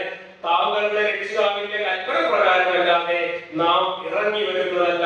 നമ്മുടെ മുമ്പിലുള്ളതും നമ്മുടെ പിന്നിലുള്ളതും അതിനിടയിലുള്ളതും എല്ലാം അവന്റേതത്രേ. താങ്കളുടെ രക്ഷിതാവ് മറക്കുന്നവനായിട്ടില്ല. ഇത് ജിബ്രീലിനോട് എന്താ ഈ വരാൻ വൈകുന്നത്, ഇവരോട് ഉത്തരം പറഞ്ഞു കൊടുക്കാൻ 15 ദിവസം എന്താ വരാത്തത് എന്ന് പറഞ്ഞ് ചോദിച്ചപ്പോ ജിബ്രീൽ പറഞ്ഞതാണ് എന്ന് പറഞ്ഞിട്ട് ഖുർആനിൽ പറയുന്ന വാക്യമാണത്. ഇനി ഞാൻ വരണമെങ്കിൽ ഇതിനോട് പടച്ച കൽപ്പിച്ചാലേ എനിക്ക് വരാൻ പറ്റുള്ളൂ, സ്വന്തമായിട്ട് വരാൻ പറ്റില്ല എന്ന് ജിബ്രീൽ പറഞ്ഞു എന്നാണ്.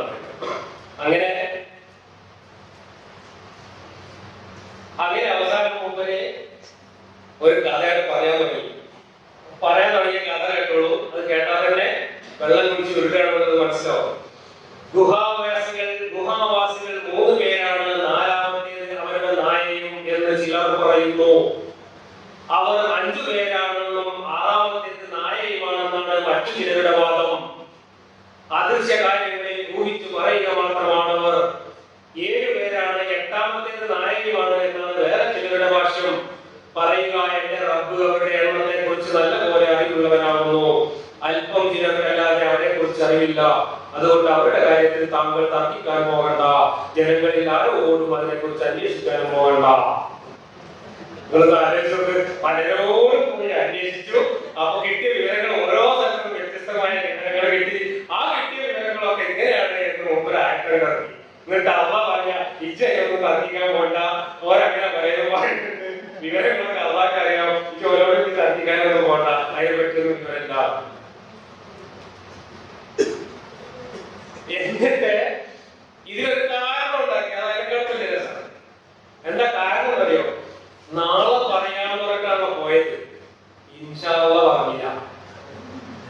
നാളെ പറയാമെന്ന് പറഞ്ഞപ്പോ ഇൻഷാ അല്ലാഹ് എന്ന് പറയാത്തത് കൊണ്ട് അള്ളാഹ് കൽപ്പിച്ചു കൂട്ടി വിവരം കൊടുക്കാതിരുന്നതാണെന്നാണ്.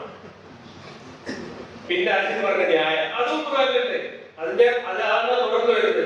യാതൊരു കാര്യത്തെ പറ്റിയും നാളെ ഞാനത് തീർച്ചയായും ചെയ്യാമെന്ന് നീ പറഞ്ഞു പോകരുത്. അള്ളാഹു ഉദ്ദേശിക്കുന്നുവെങ്കിൽ, അതാണ് ഇൻഷാ അല്ലാഹ്, അള്ളാഹു ഉദ്ദേശിക്കുന്നുവെങ്കിൽ എന്ന് ചേർത്തുകൊണ്ടല്ലാതെ. നീ മറന്നു പോകുന്ന പക്ഷം ഓർമ്മ വരുമ്പോൾ നിന്റെ രക്ഷിതാവിനെ അനുസ്മരിക്കുക. എന്റെ രക്ഷിതാവ് എന്നെ ഇതിനേക്കാൾ സന്മാർഗത്തോട് അടുത്ത ഒരു ജീവിതത്തിലേക്ക് നയിച്ചേക്കാമെന്ന് പറയുകയും ചെയ്യുക. അപ്പോ നാളെ പറയുന്നു അങ്ങനെ പറയുന്നത് ഇൻഷാ അല്ലാഹ്, അള്ളാഹു ഉദ്ദേശിച്ചാൽ കുട്ടി പറയണം. അങ്ങനെ പറയാത്തതുകൊണ്ടാണ് ഈ വെള്ളം കുടിച്ചത് എന്ന് അള്ളാഹ് പിന്നെ പറഞ്ഞു കൊടുത്തതായിട്ടാണ് ആയത്ത്. പക്ഷെ ഈ പറഞ്ഞ കഥ വായിച്ചാൽ നമുക്കറിയാം ഒരു വിവരം കിട്ടിയിട്ടില്ല. കിട്ടിയ വിവരങ്ങളൊന്നും മനുഷ്യന്മാരോട് പറയാൻ പറ്റാത്തതാണ് എന്ന്. എന്താണ് ഈ സംഭവം? എന്താണ് ഇത്? സത്യത്തിൽ ക്രിസ്ത്യൻ മിത്തോളജിയിലൊന്നുള്ള ഒരു സംഭവമേ അല്ല. ഇത് 5ാം നൂറ്റാണ്ടിൽ സിറിയയിൽ ജീവിച്ചിരുന്ന ഒരു ബിഷപ്പ് ഉണ്ടാക്കിയ കെട്ടുകഥയാണ്. എന്താണ് കെട്ടുകഥ? ദേശീയ ചക്രവർത്തിയുടെ പീഡനം ഭയന്ന് ഏതാനും ക്രിസ്ത്യൻ യുവാക്കൾ ഒരു ഗുഹയിൽ അഭയം തേടുകയും പിന്തുടർന്നു വന്ന അക്രമികൾ ആ ഗുഹയിൽ ജീവനോടെ അവരെ അടച്ചിടുകയും ചെയ്തു. അങ്ങനെ 200 കൊല്ലം കഴിഞ്ഞിട്ട് അവർ ആ ഗുഹയിൽ നിന്ന് യാതൊരു മാറ്റവും ഇല്ലാതെ പുറത്തു വന്നു എന്നുമാണ് ഈ കഥ. ഇതുപോലെ മടയിൽ വെച്ചിരുന്ന 200 കൊല്ലം കഴിഞ്ഞ് 300 കൊല്ലം കഴിഞ്ഞ് പുറത്തു വന്നുള്ള കഥ ലോകത്തിന്റെ പല ഭാഗത്തും.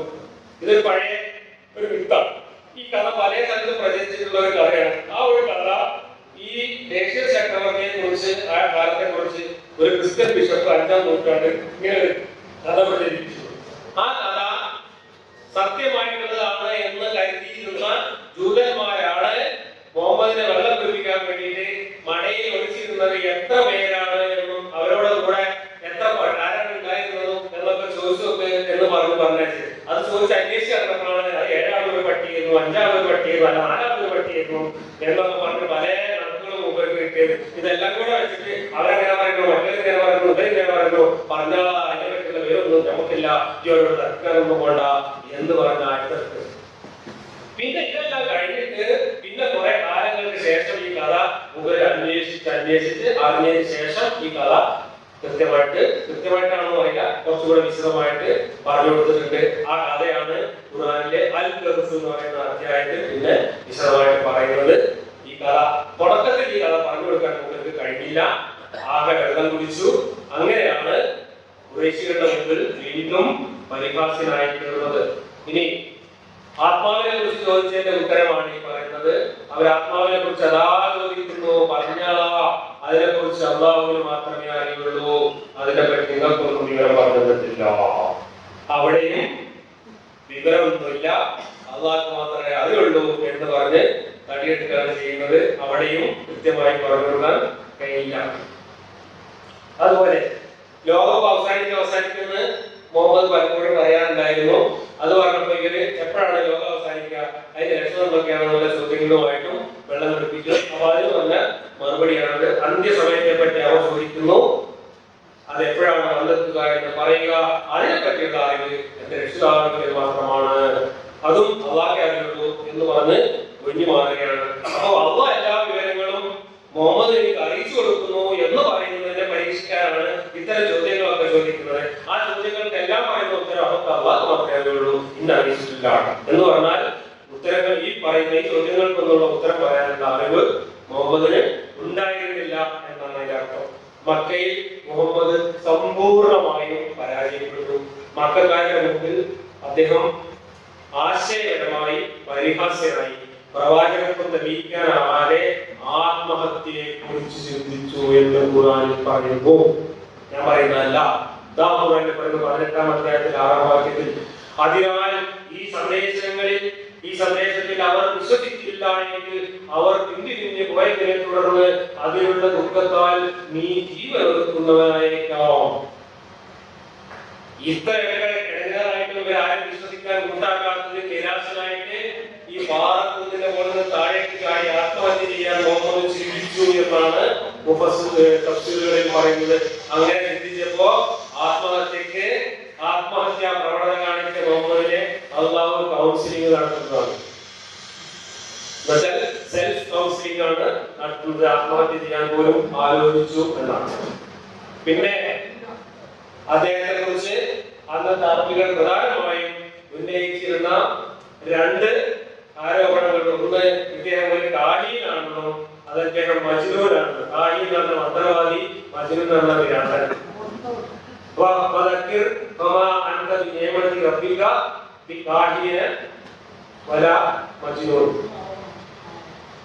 അള്ളാഹുവിന്റെ അനുഗ്രഹത്താൽ നീ ഒരു മന്ത്രവാദിയോ അല്ല, നീ ഒരു ഭ്രാന്തനുമല്ല എന്ന് സെൽഫ് അറ്റസ്റ്റഡ് മെഡിക്കൽ സർട്ടിഫിക്കറ്റ് കൊടുക്കുകയാണ് അള്ളാഹു.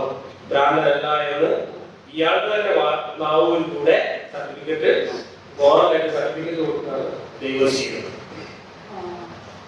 ഇങ്ങനെയൊക്കെ വെള്ളം കുടിപ്പിച്ച ഈ ഖുറൈശികളോട് അടങ്ങാത്ത പകയാണ് മുഹമ്മദിന്റെ മനസ്സിൽ പറഞ്ഞ് പൊങ്ങിയത്.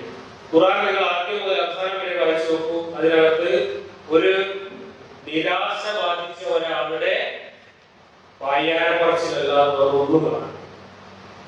ചീത്ത പറയുക, ഭീഷണിപ്പെടുത്തുക, ഇങ്ങനെ പയ്യാരങ്ങൾ പറഞ്ഞുകൊണ്ടിരിക്കുകയാണല്ലാതെ ഒരു സ്നേഹവാത്സല്യത്തോടു കൂടിയുള്ള ഒരു വാക്യം പോലും ഖുർആനിൽ കാണാൻ.